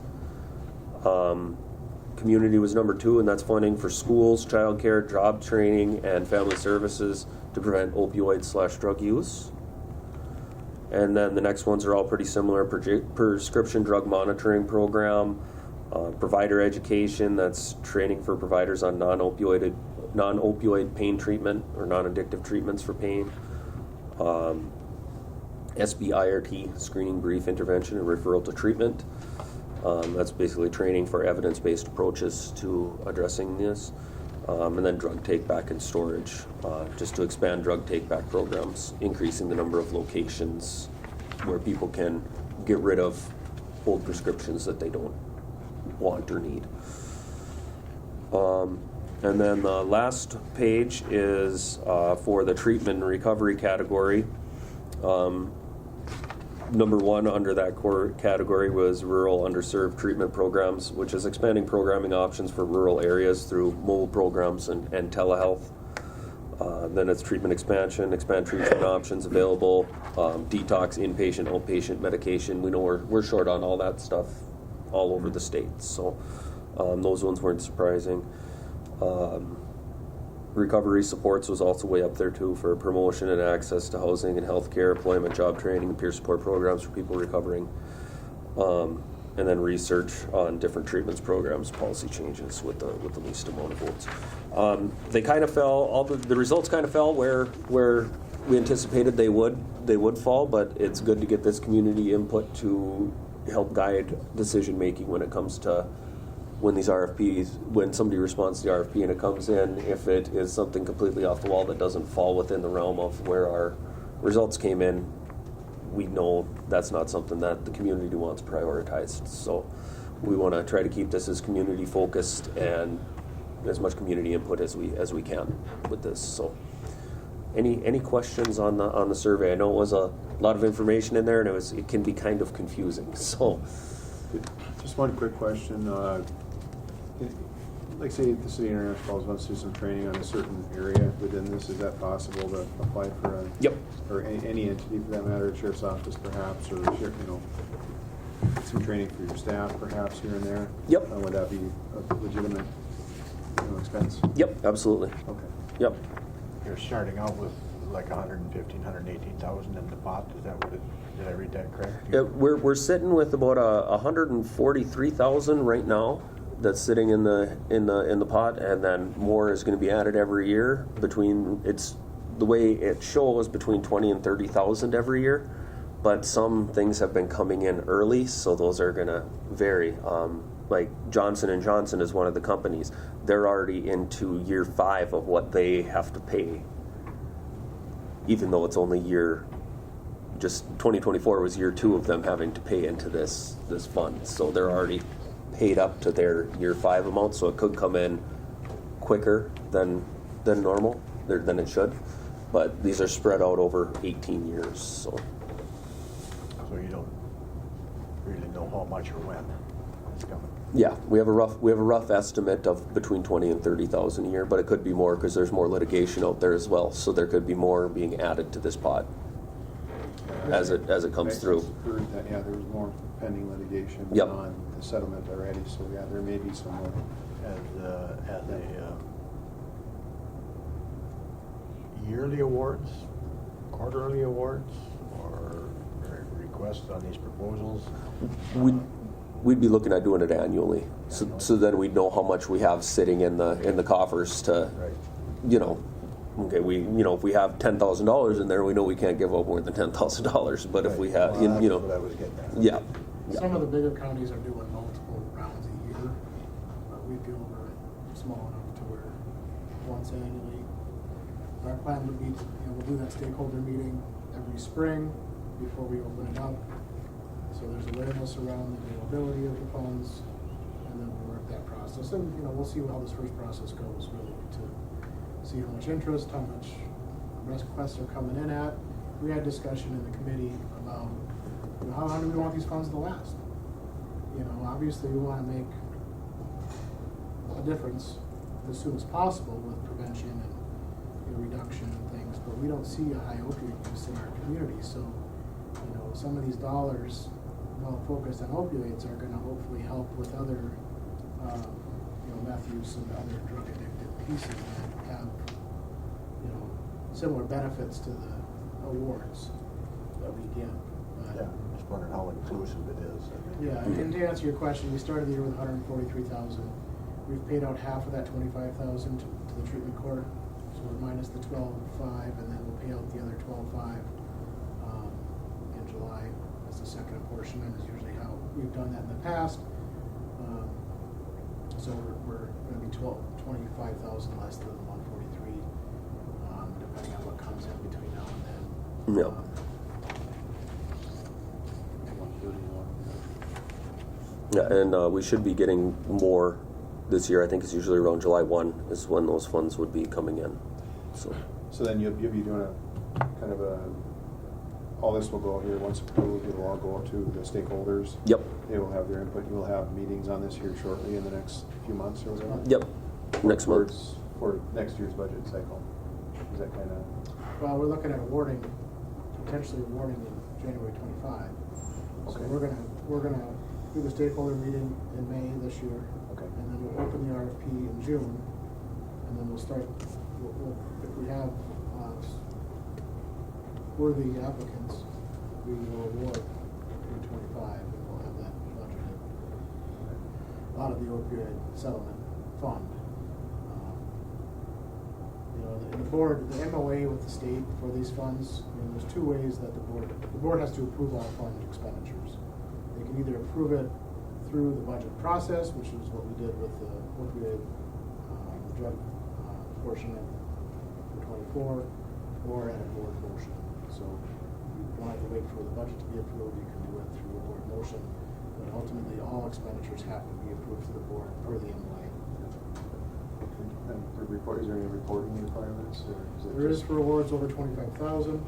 However, with that agreement that I talked about with any recipients, I would think we would want them to report back to the county on, you know, because part of that process is to how are you going to measure the success of your program, and that's going to help drive your, you know, if you're going to receive money. Yep. We want to get those metrics back at the end of their, or somewhere, you know, on if they're meeting those goals that they hit. So quality metrics. So I think we would probably write that into our agreement that, you know, you have to report back on the results of receiving these funds, how many people did you serve, you know, what are your metrics. That way, if they have repeat requests over many years, you know, what do you say? Yeah, well, you did good or you didn't. Right, good idea, yeah. Yep, and then we do have to do a report every year, even if you spend $0 on it. We just had to do it. It was due March 31st to the state. We have to do a report, and we hadn't spent any funds as of March 31st, so we basically put zeros in there, type of thing. Because there is no timeline that these funds have to be used by. So we want to fund things that fall within what people recommend in the community survey, and what we feel is would best serve our community, and what the board feels would best serve our community would bring for recommendations. So, yeah, we want to make sure it's done right and going to be the most effective, and not just throwing money out there willy nilly for. Well, no, I understand. Yeah. Good idea. Yeah. That looks like a good way to go about it. So. Absolutely. Well, we got the cart ahead of the horse. We have a first and a second. Do we have any further discussion or questions? Oh, looks good. So we have a Commissioner Roach made the motion, Commissioner Hale seconded to approve the opioid settlement RFP.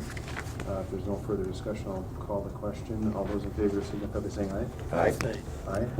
Opposed? And motion carries. All right. Thank you. Thank you, guys. Thanks. Thanks for hanging out. Yep. Get better here. Yeah. I just got to move slow. That's all.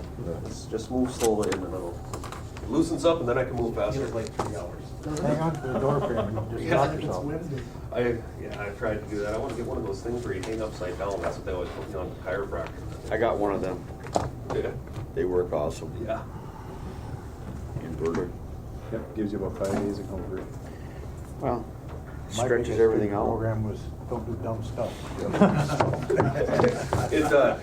It actually went out on me when I was putting my jeans on Sunday mornings. So it wasn't a whole lot. It's always something silly like that. So. Most of my problems were self-inflicted, so. Thanks, guys. Thank you. Hi, Trent. I'm just happy I can still say good morning. Good morning. As opposed to good afternoon.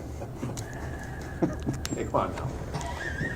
Jeez, for crying out I loud. have to say good night, too. You say we're slower on it. Come on. So we've got quite a few items here. Highway that has 7. First one is authorization to bid CP 2024-02. This is our Happy Land crushing project. It encompasses a little bit more, and I'll get into that. But so we're looking to get authorization to advertise and seek bids for that project. We've got it split into 2 different sections. So we've got the base bid, which will be the Happy Land crushing, includes mobilization as well as Class 5. And then also we're looking at the Parson Pit and doing kind of a cooperative project between the Highway Department and the Forestry Department. So that's in there as bid alternate A. So in the event that it comes in a little bit too high, we can reject that and we can still crush at Happy Land. Highway Department has $400,000 budgeted. If you add the total from the base bid at Happy Land plus half the total for bid alternate A at the Parson Pit, our total would be just over 400,000. I think it was like 401 or 402,000. We're hopeful that we'll get good bids. You can see I put down there $6 a ton, which equates to $8, 8 something a cubic yard. We've had that the last couple of years, so we're hopeful. We're hopeful.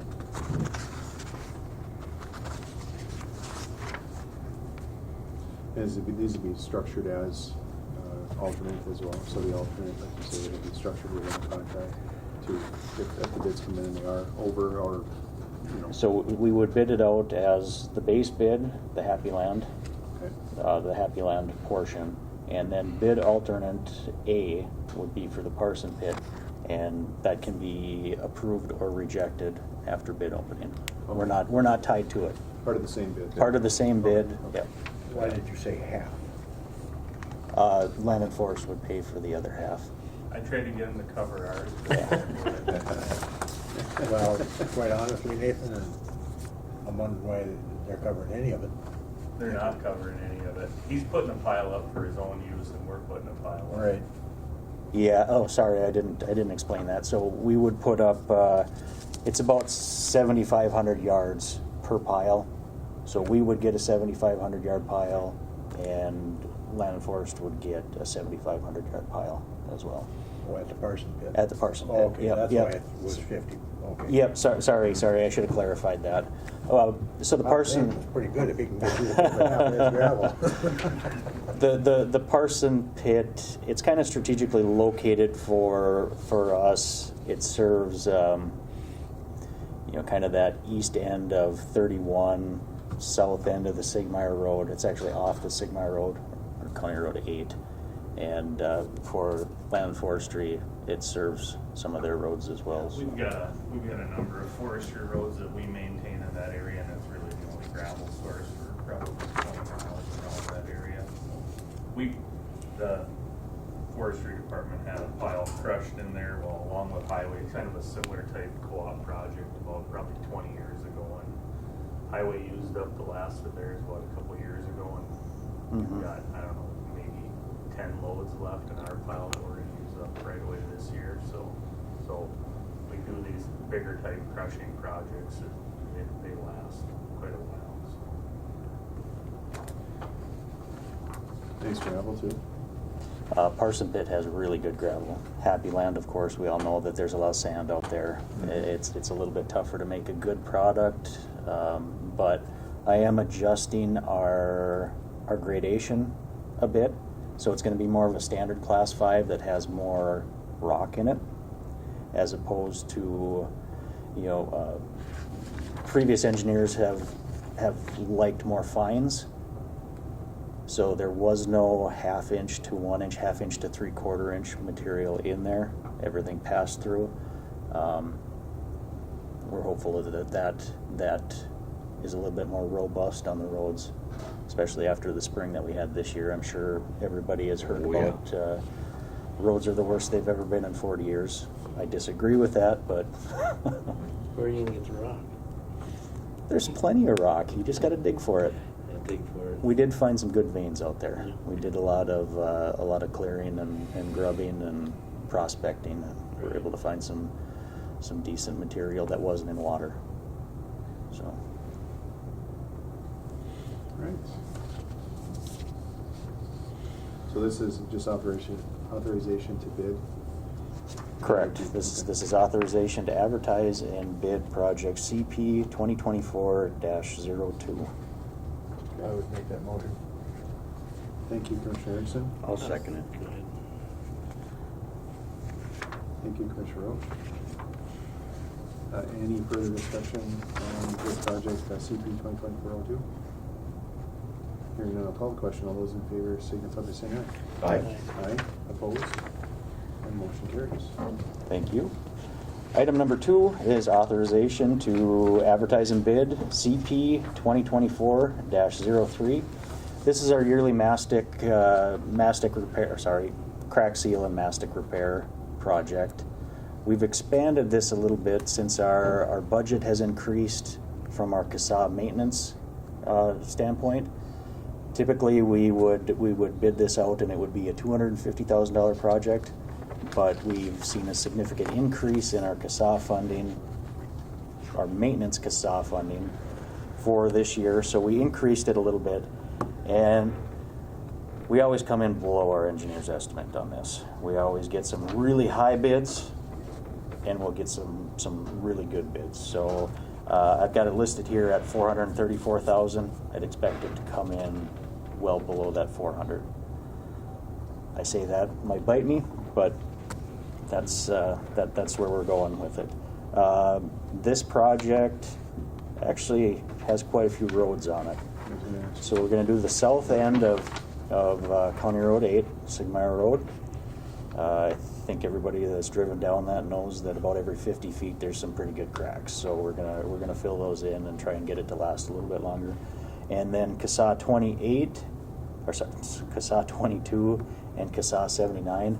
Those when I started in 2016, those were some of the first roads that we repaved. We're seeing some cracks, especially on 22. That was just a mill and overlay. We're seeing some cracks develop, and we want to get ahead of it and kind of do some preventative maintenance to it. 22 comes out the north side of Little Fork. Okay. By the cemetery there, and then 79 is the Forsyth Road. It's just on the other side of the road of 22. And I think you had told me that like 9 is on the schedule for next year. 9's on the schedule for next year. That's horrible. I drove it last night. It is. Nothing. Those are the ash trucks. No, it's not me. So that road was built in, I think it was 92 or 93, and nothing's been done to it. There's So never. it's lasted long. I mean, It has. There's a good base on it. Doug did a really good job with 10, with 9, with 30, Sturgeon River Road. He did a good job with a lot of those roads that he rebuilt. But yeah, we'd like to focus these crack seal and mastic repair more on preventative maintenance, which is what it's meant to be, rather than like road restoration. You know, we've kind of treated it like this road is really bad. Let's throw some mastic at it and get it to last, another whatever 10 years or. But What's mastic? mastic is like it's almost like a really thick, runny bituminous material. So Put it in the cracks? yeah, And that seal it? that goes in the larger cracks. It basically it doesn't necessarily seal up the road. It just improves the ride. Whereas the crack sealing, that rubber material, that's used to seal up the cracks so water doesn't get into the base and erode basically.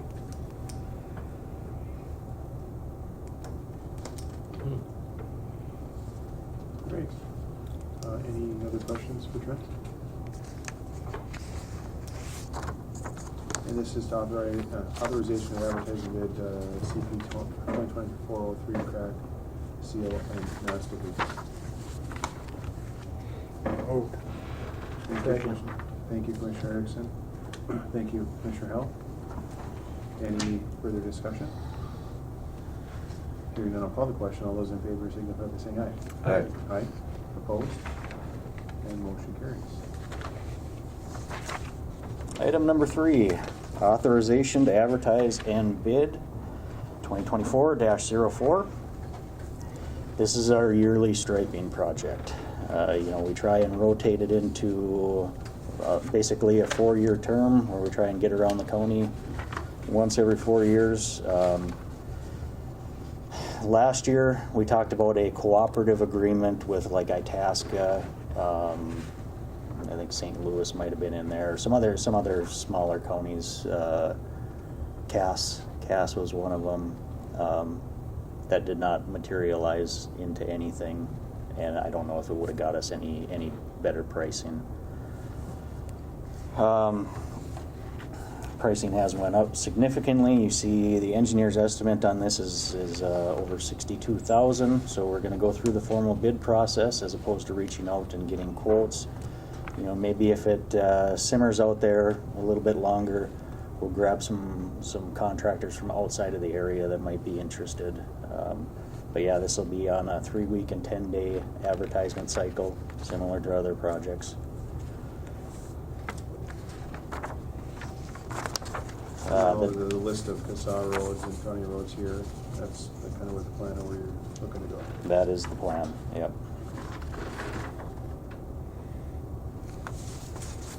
This is for latex paint. We ran numbers for epoxy, and that was about $340,000. We don't have that in the budget, so. Oh, that was the epoxy paint, that Epoxy, yeah. longer 10-year paint or whatever you want to call it? Or- Yeah, they like to see about 7 years out of it. Depends on traffic, We can put it out on 332 and it lasts about 2 years. I was gonna ask that they must look when they're bidding, and they look at the center lines, right? Obviously, they must look at the center lines and where you're passing or no passing type things, because you have to have a double line. Yep. So when we do the estimate, we have an estimate for straight portions of road and curved portions of road. Okay. And we assign a multiplier to it when we're doing our estimating. Their actual number might vary a little bit, because it's actual gallons used or actual feet They'll have of an idea. paint. Mm-hmm. Yep. Okay, right. I'll make the motion. Thank you, Commissioner McIntyre. I'll second it. Thank you, Commissioner Roach. Any discussion? Hearing none, I'll call the question. All those in favor signify by saying aye. Aye. Aye. Opposed? And motion carries. Thank you. All right, item number 4. This is an exciting one. We got a good bid. So this is replacing a bridge with a box culvert down on UT 383. So it's south of Silverdale. Sleepy road, very sleepy road. Engineer's estimate on this came in at about $680,000. We had 2 bidders. We had KGM and Gladen. They both came in really close, within that $11,000, which, on a $500,000, that's pretty good. Good. So, again, opened bids on April 9th. Received 2 bids. KGM was low bid. Feel comfortable with them. They came in 18% below engineer's estimate, which is great.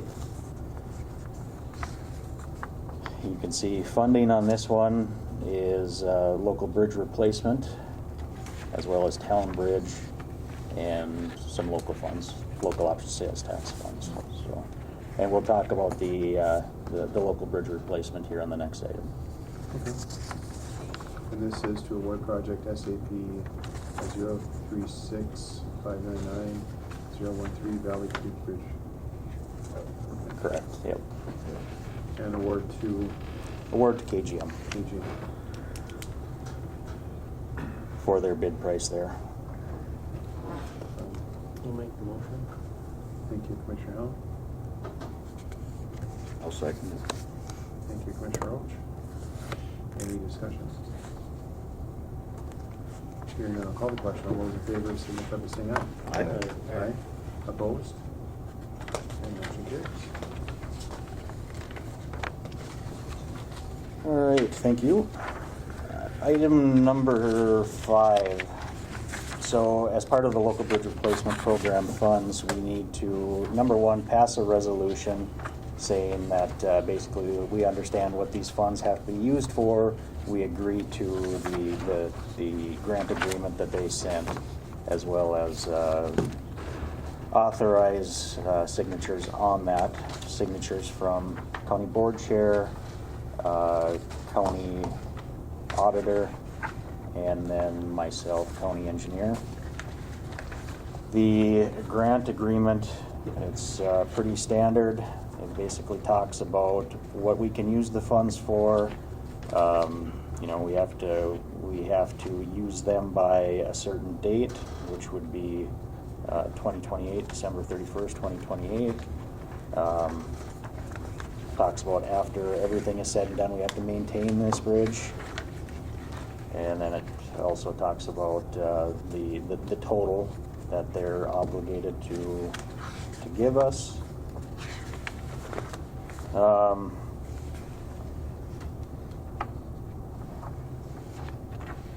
Yeah, at the end you can see out of the local bridge replacement fund, we'll get $507,000. We have a $20,000 match that covers our match for engineering and for the construction. And then our regular town bridge funds will cover a little over $60,000 of that.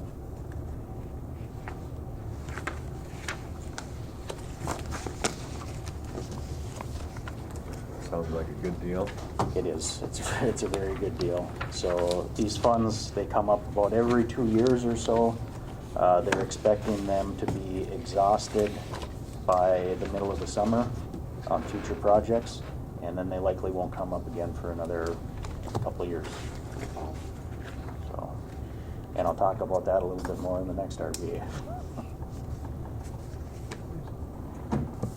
Wishes of the board.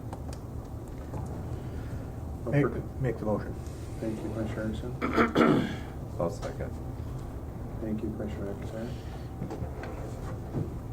Any discussion? Further discussion? This is for the bridge that we just approved. Correct. This is for SAP 036-599-013, the Valley Creek. All right.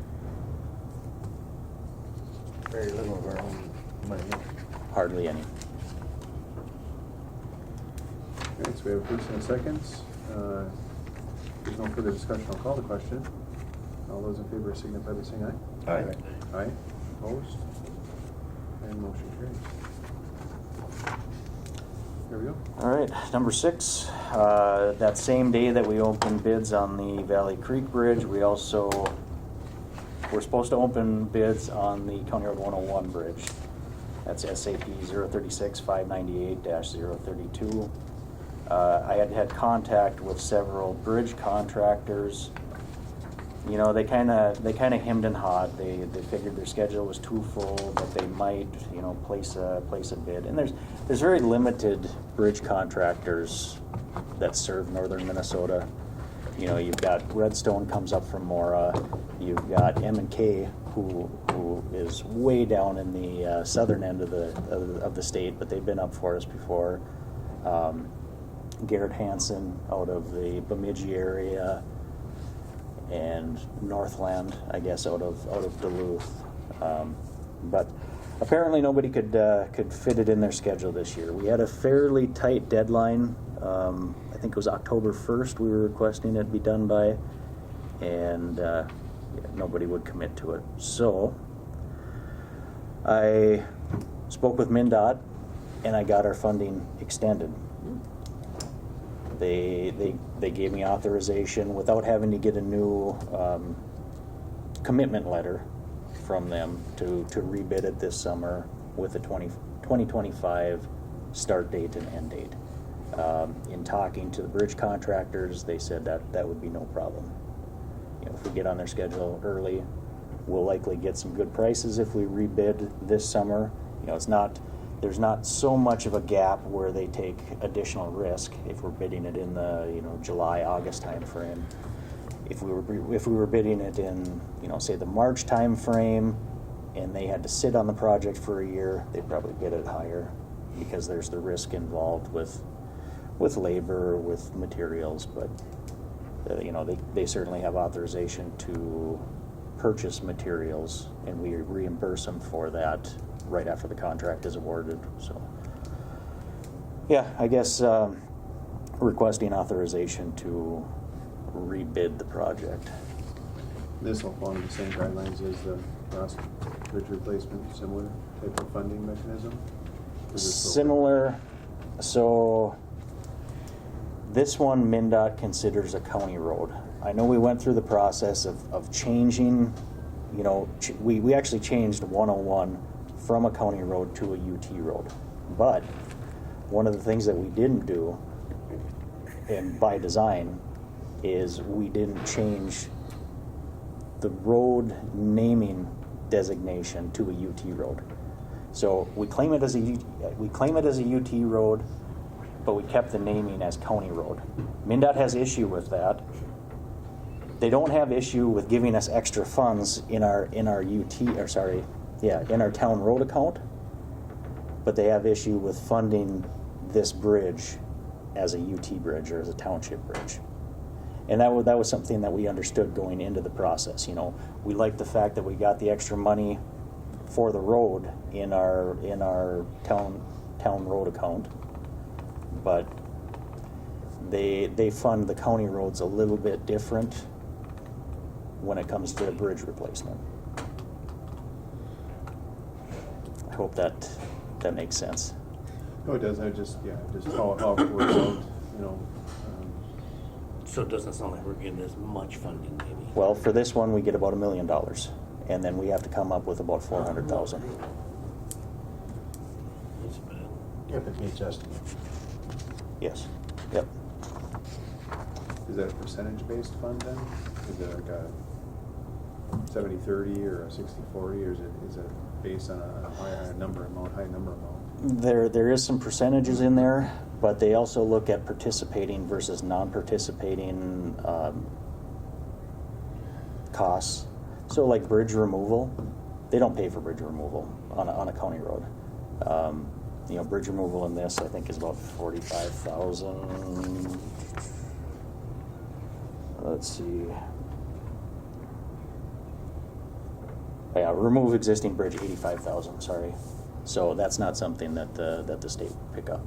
So that gets subtracted from the amount that they're originally looking at paying us. It would roll off that.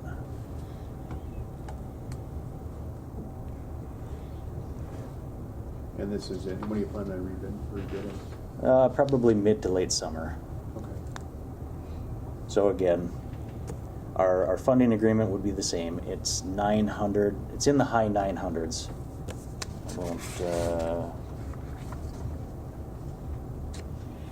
I don't have it on here. So we would have to come up with about $400,000, which is what we understood when we originally went out for bids on this. That would come out of our local option sales tax fund. Do we have to re-resolute that, or are we okay Nope. just to push it into 2025?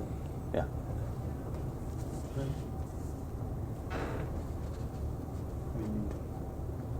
County staff has already been out there, I think, and they're working on there would be a bypass part of this too, and I see them a while back when I was there, they were grubbing, or they were grinding, I guess, is what I seen them doing, but I don't know how far they got it. So as part of us being in the transportation field, with long-eared bats, we have to remove any trees for a project prior to April 1st. We purchased the right-of-way from the 2 landowners out there, and as soon as we got that, we took the trees down. The Hanson name was just brought up, actually, because I think he probably got the DNR bid for grading the roads. Okay. Sure. Only one that bid. Yeah. And he was from Bemidji? Yep. Black Duck? Black Duck, yeah. Well, it might tie, if you might get a bid there. Yeah, this year he was just tied up, and it's a little bit of a bigger bridge for him to do. He likes to do the timber style bridges more so than the like slab span, which is what this is. And One of them just done, actually on the Forester Road part of it, that's a new bridge in there back from the Black River. Was that him, I wonder? I think so. Back on the Indian Pines there, right after you turn off the phone box. Yeah. Yeah. Yep. Don't make it down that way very often. Yeah. Dale way. He built solid bridges. I know a guy that driving a Chevy tackled it and it didn't move. There's actually a sign that says There's that. a sign that says that, yeah. Personal experience. It wasn't any of our crew, so. So what we're looking for today is to authorize SAP 036598032 to rebid. I'll make that motion. Thank you, Commissioner Roach. Second. Thank you, Commissioner Erickson. Any further discussion? Hearing none, I'll call the question. All those in favor, signify by saying aye. Aye. Aye. Opposed? And motion carries. Thank you. Okay, final item, item number 7. This is authorization to internally post a senior tech position. Now, the last techs that we've hired them on as junior techs. We just don't have a big pool to pick from when it comes to finding somebody qualified to be considered a senior tech. We've done this with the understanding that we're going to train these folks up into a higher level. So this is kind of the culmination of one of our employees getting through all his training, demonstrating that he has the skills. He's developed the skills to be a senior tech. So this includes a lot of MnDOT training, whether it be bituminous grading, concrete. They go through some leadership training, also bridge construction training. It's fairly in depth. It takes a while to get through, and so we have one qualified person, but I believe, from what I've been told, we have to internally post because it's a union position, and I would expect only one person to put in for it, and after that point, I would come back to the board and basically say that this person has been promoted into this position. And this position has been there prior to this, right? This has been there for many years prior. Yeah, historically, back when I started, there was 2 senior techs, and you can see that in the what the heck are they called? The position description or something? no, the breakdown. Org structure. The what? What I sent out, org structure. Org chart. Org chart. That's what I was looking for. We've ran with 2 junior techs for a long time, even 1 junior tech for a time being, but would like to. I worked with Mary on Trent's question. There's no path in the contract that allows us to just promote because you have the right qualifications. So because it is a completely separate, we're not adding a position, but because it's a complete separate position, we felt we had to post it for is it 7 days and 49ers? 5 days. 5 days. Yep. And then that way we're compliant with providing the opportunity. Yep, absolutely. And I mean, at some point in the future, you know, rather than having 3 junior techs, we may have 3 senior techs. You know, I would gladly, I would love to be in the position where we have 3 senior techs, where we have people experienced enough where they can qualify for that. You know, we're finally fully staffed with the 3 techs, but there's many years where we've only had 2. So the longer we can keep them, the better. And if I understood right, you're budgeted for 2 senior techs? You budget for those higher wages? This particular year, I'm budgeted for 1 senior tech. Yep. And you look to backfill the junior tech position? Nope. maybe, or you're not? Oh, okay. We've got 3 positions. Okay. We will still maintain 3 positions. Basically, what this does is it just moves 1 individual up from an STA 4 to an STA 5 on the wage scale. But yeah, no extra positions here. It's wishes of the board. I'll make the motion. Thank you, Commissioner Roach. I'll second. Thank you, Commissioner Hill. Any further discussion? Hearing none, I'll call the question. All those in favor signify by saying aye. Aye. Aye, opposed? And motion carries. Thank you. Thank you, Ken. A lot of work. You've been busy. More to come. All right. Hey, Matt. Hey.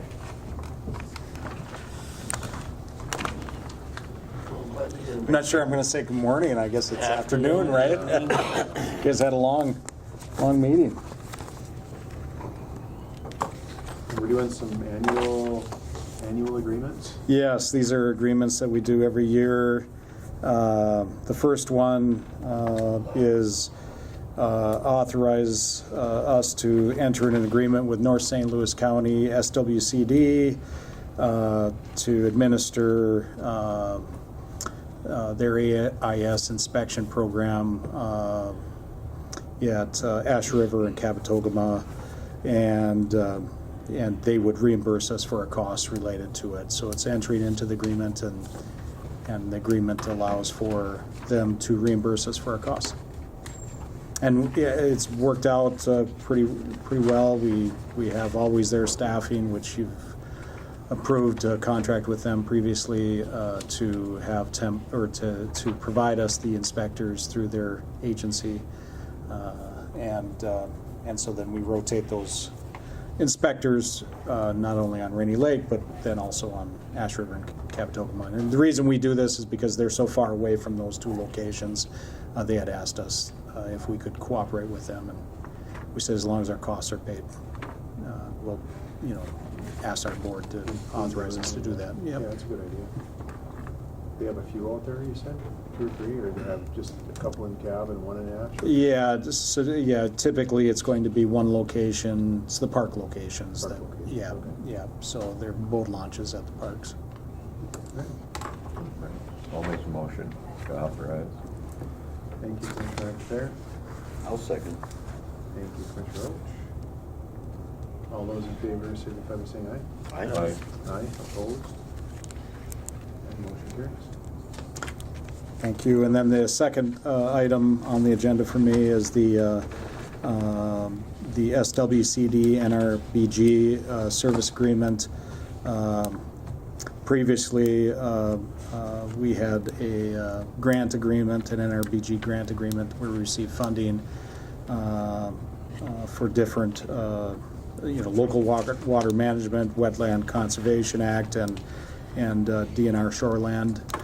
We administer those programs, and we ask SWCD to help us, and so some of that NRBG, or most of the NRBG grant goes to them to help us with that. So that's just to authorize us to enter into an agreement with the SWCD to provide the assistance on those programs, and the grant dollars pay for it also. And that covers administrative costs as well, Gary, a little bit? Yeah, so in the grant, we had an increase in our grant dollars this year for those programs. And so as part of the discussion with SWCD, because we had an increase. We're allocated, or, the agreement with them is still greater than last year, but it doesn't encompass the whole amount. There's about $7,000 plus that we're going to reimburse ESD for some of the time related to our activities within those programs. It probably doesn't cover 100% of it, but at least it's something, right? And I know the board is looking at all ways to try to leverage dollars that can help pay for expenses. So that's why we did the way we did this time. Yep, absolutely. Appreciate that. Yeah. And I'll turn it over to the board. I'll make a motion. Thank you, Commissioner Howell.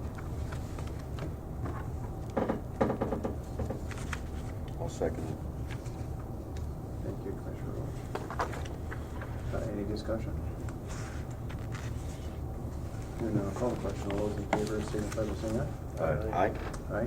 Opposed? And motion carries. Okay. Thank you, Matt. Just a point of information, Thursday, we have a solid waste advisory committee meeting. I believe Jason and Ricky are on that committee, the solid waste advisory committee. That's Monday? That's on this Thursday. Okay. Yeah, at 5 o'clock, and so there'll be some discussion. Was that 1:30? I'm sorry, what's that? I thought it was at 1:30. No, 5 o'clock, I think, yeah. Yeah, I'm Better pretty change sure. that. It could be real early. Maybe a little early. Yeah. And so some of the discussion related to improvements at the transfer station will occur there. We'll have a little presentation about scale replacement and options for outside scale and various other things. So, Will that be here? yes, In this room? yes, Okay. yeah. Yeah. I was at a meeting yesterday in Bemidji with other commissioners from around there, and one thing I didn't realize, but they said there's an issue over there, the big windmills, those blades only last for so long, and they do not have a way to dispose of them. They're burying them with fiberglass or something. I found it kind of interesting. Apparently there's some guy that's a collector, and of course the neighbor doesn't like that. But they have no way of disposing of something out there. Yeah, there's some real concern about landfilling the waste related to windmills. I know they're looking at different materials to construct, to make them out of, but, there's a life expectancy related to the product, and at some point then they have to be replaced, and then it becomes a waste issue. But of course we don't receive that at our transfer station. From a Koochiching County perspective, we're not going to receive that type of waste, but it's certainly a statewide concern, and it fills up, or it does affect us in a way that it fills up space in landfills, and of course we pay a tipping fee to dispose of our material, and if they have to build new landfills, there's an extra cost associated with that. So I don't think they're taking it. They're taking it, but you would think that there would be a process for grinding them up and using them in some other product. Concrete, they've seen it, that's what they were doing, was grinding up and they put it in concrete. yeah, Which they do that anyway, but then this is, you don't have to make it, it's already made, you just I guess grind I'm it. just kind of surprised that there's a shelf life on them. yeah. You would assume that they would, obviously everything's got a shelf life, but windmills aren't that old. The construction on them is, I suppose, 20 years now. Yeah, the state knows it's an issue, and they're working on it, among other things. But there's lots of new rules being proposed at the state legislature related to solid waste, and all of those proposals. We'll see where they end up, right? But and they all have an impact on our costs, depending on which way they end up. And so we're keeping our eyes open and being, MSIC provides us insight as far as what's happening in the state as it relates to solid waste, as well as planning and zoning. So, but I try to keep my head to the pulse of that. So There's lots of. we also had a Big Fork River Board meeting last night, and talked about one watershed, one plan. I provided information on floodplain and various other things. So I thought it went, providing information was good. So. Absolutely. Had some great institutional knowledge there. In other words, there was older people there. Yeah. And I got an email from somebody that didn't make it. They hit a deer. That was elderly from down the Big Fork way, and they were on their way and hit a deer, but they were okay. But they turned around and limped back. People are passionate about protecting their river. Yes. Yeah. And also concerned about more regulations. Right. Yeah. Yeah. So, in any case, that's it. Thank you so much. Yep, thank you. All right. Now it's portion time for other county business. Do you have any? Yeah, I'd rather, if we can kind of get this here. I do. George is still on. Thanks for hanging with us, George, but I'll hand out what you sent. This is it's raising the bond amount to 15.5 million, and it looks like it's a 25-year bond. So, and then you can see the schedule on the second page here. For the first 20 years, it matches up with our first jail bond in 2022, so we're indebted 1.6 million annually. And then the last 5 years, if we were to extend it out to 25 years, our debt obligation would go down to 1.4 million at that 15.5 mark. Yeah, after the 20 years. Correct. Well, yeah. After 20 years. The last 6 years, it looks like it goes to 1.4 million because we've already paid on the year with the year and a half with the other one. So, but that's how I interpret it. I'll let George take over and maybe talk about what you need from us or what you need from the board to increase the not to exceed amount, so we can stick with the proposed timeline. All right. Well, good to be back with you, board, and thank you, Adam, for handing out those items. So as Adam just explained, you've got two items. One is that resolution to enter into the credit enhancement program. You did this previously. This is just increasing the dollar amount. It's on the second page, item 1 of the resolution. It just increases the not to exceed dollar amount from 13.5 million up to 15.5 million. So that's the change there. You've got a $2 million increase, and of course, like we noted earlier, that we would resize everything once you have new bids in hand, new construction bids in hand. So hopefully we're not issuing up to 15.5 million, but that's what you would be allowing for here. So that's the resolution. George. Any questions on that, Chair or members of the board? George, all I got from you was the I didn't get did you get the resolution or no?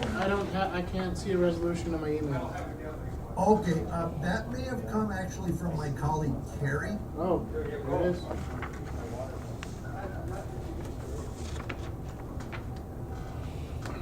All right.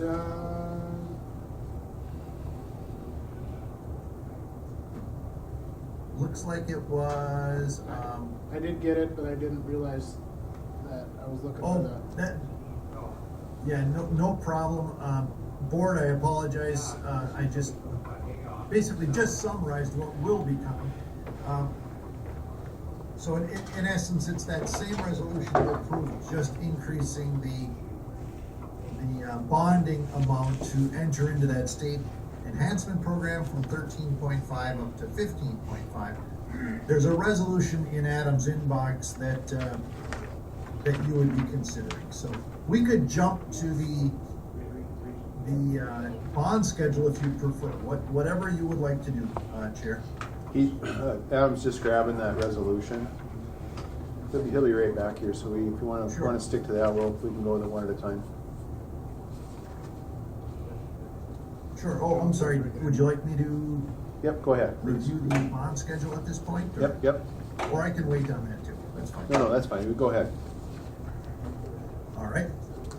So, board, you've got a new schedule, and I heard Adam explain. He did a very good job of explaining what you've got in front of you here. You've got a bond issue sized at $15.5 million. Technically, you have more project costs than you can finance because you have cash that you're contributing for the first interest payment plus those non-jail activities or costs involved in the project, the annex way, if you will, to the courts. And so there's about $1 million that the county is contributing cash to finance. But as Adam noted on that one page, it should be the final page of the schedule, that like we talked about earlier, you'd have to move the term of the bonds out from 20 years. And in this case, we moved it out to, it's 24 principal payments, if you will, on the second financing, or the 2024 bonds. And then that way you're able to, this is really kind of financing that, the 15.5 million, you get that accomplished over that, you see where you've got that up to the maximum amount of roughly 1.615 million over that first 20 years. So we've got the bond structure to wrap around the 22 bonds. And then when those 22 bonds fall off after their 2043 payment, then it's just the new bonds for another 6 years. So, and it would be a little bit of a drop from $1,615,000 approximately down to about $1,406,000 for those final years. So that's the revised bond structure. It allows you to finance the estimated project costs, and like I say, if the need after you get construction bids is not $15.5 million but $15.1 million, certainly we'll just rerun these numbers. It may not result, if it's that amount of reduction, say 15.5 to 15.1, it still might mean you go out to 2049, you'll just see that 1.46 million in those final 6 years drop down accordingly. We'll likely look at that kind of a structure where it's kind of a consistent amount for levying purposes in those final years. So that is the highlight there, I guess. Any questions, Chair, or report? Questions for George? No. Does that look kind of something you were thinking about? Yeah. So Joan is printing the resolution, sorry. But this is what we would want to consider adopting, is the resolution related to the issuance of general obligation bond, series 2024A. I'll read it right out. And then, obviously it includes the, right there. Documents. Are they different? Yes, here are 2 attachments. You'll listen. So George, one document is the resolution, and the other document is the credit enhancement program. The other one is the, I believe it's the application. It's the credit enhancement program agreement. Yep, program agreement. So there's not separate formal action required for the program agreement, that just requires a couple signatures. The action would be on the resolution.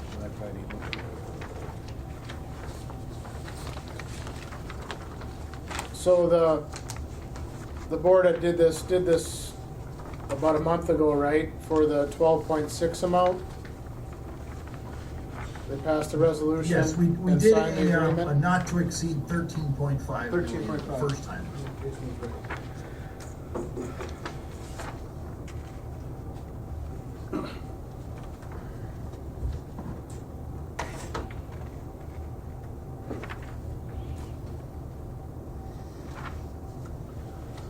All right, so for consideration is, we'll first, we'll look at the Minnesota Public Facility Authority Credit Enhancement Program Agreement. Will be the first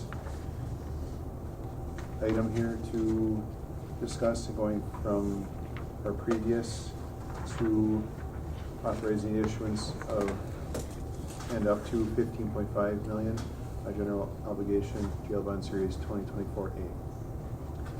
And this is a credit enhancement program. Is there obviously be a fee with this, George? Is it $500, was it?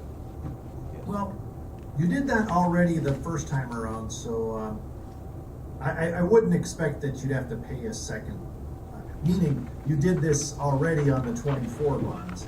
Okay. I believe the funds have already been paid, so we shouldn't need to pay again.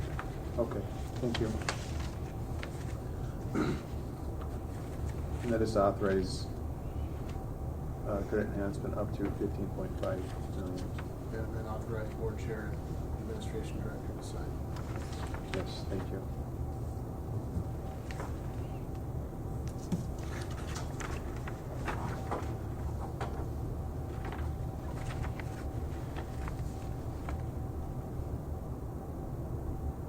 Wishes of the board?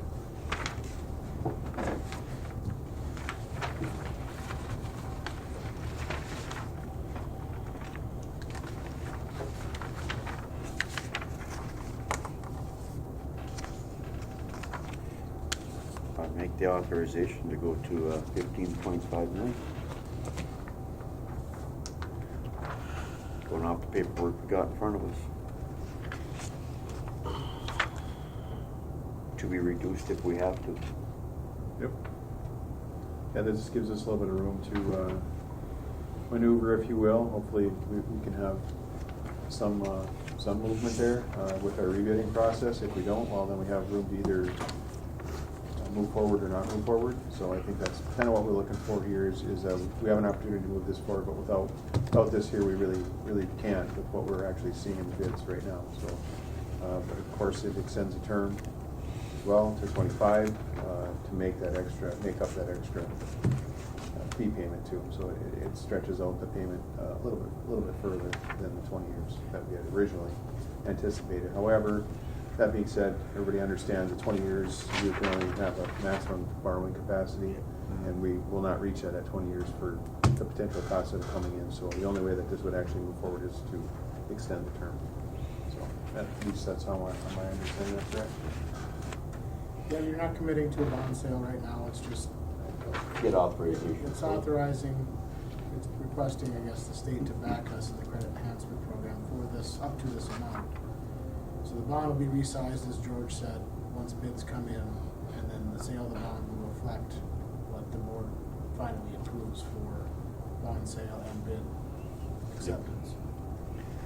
So we need two separate motions, one to approve signature to the agreement, credit enhancement program agreement, which is what I think you just motioned to.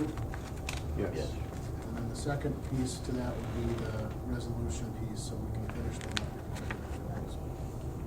We don't have a second for No second on the first one.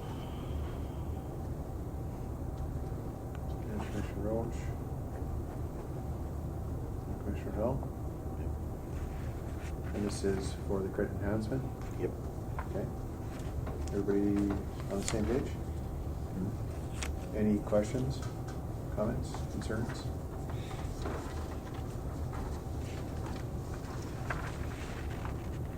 Hearing none, I will call the question. All those in favor signify by saying aye. Aye. Aye. Opposed? And motion carries. Okay, next, Adam. So then, next is the resolution. And basically, this is the resolution again to the credit enhancement program. And so,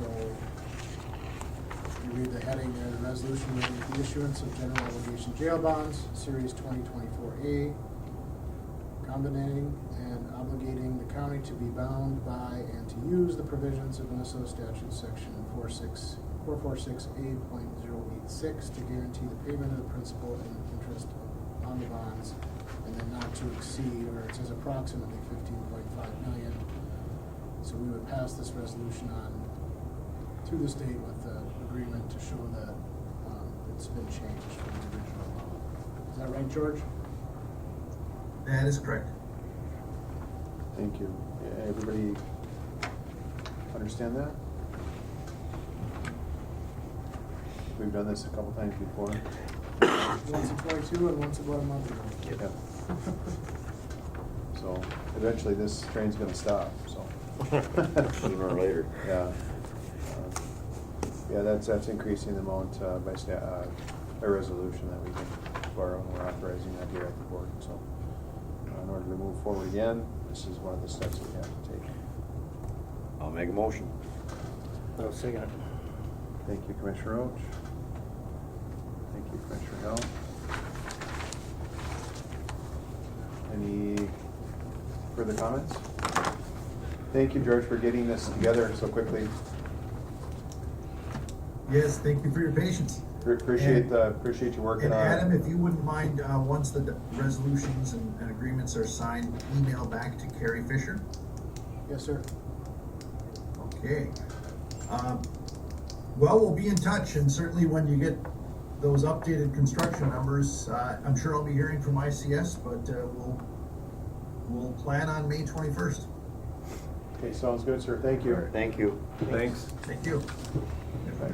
So we have a first and a second. Any discussion? Hearing none, I'll call the question. All those in favor signify by saying aye. Aye. Aye. Opposed? And motion carries. Right. Public comment? Next up, we have public comment. Is there anyone in person or online for public comment?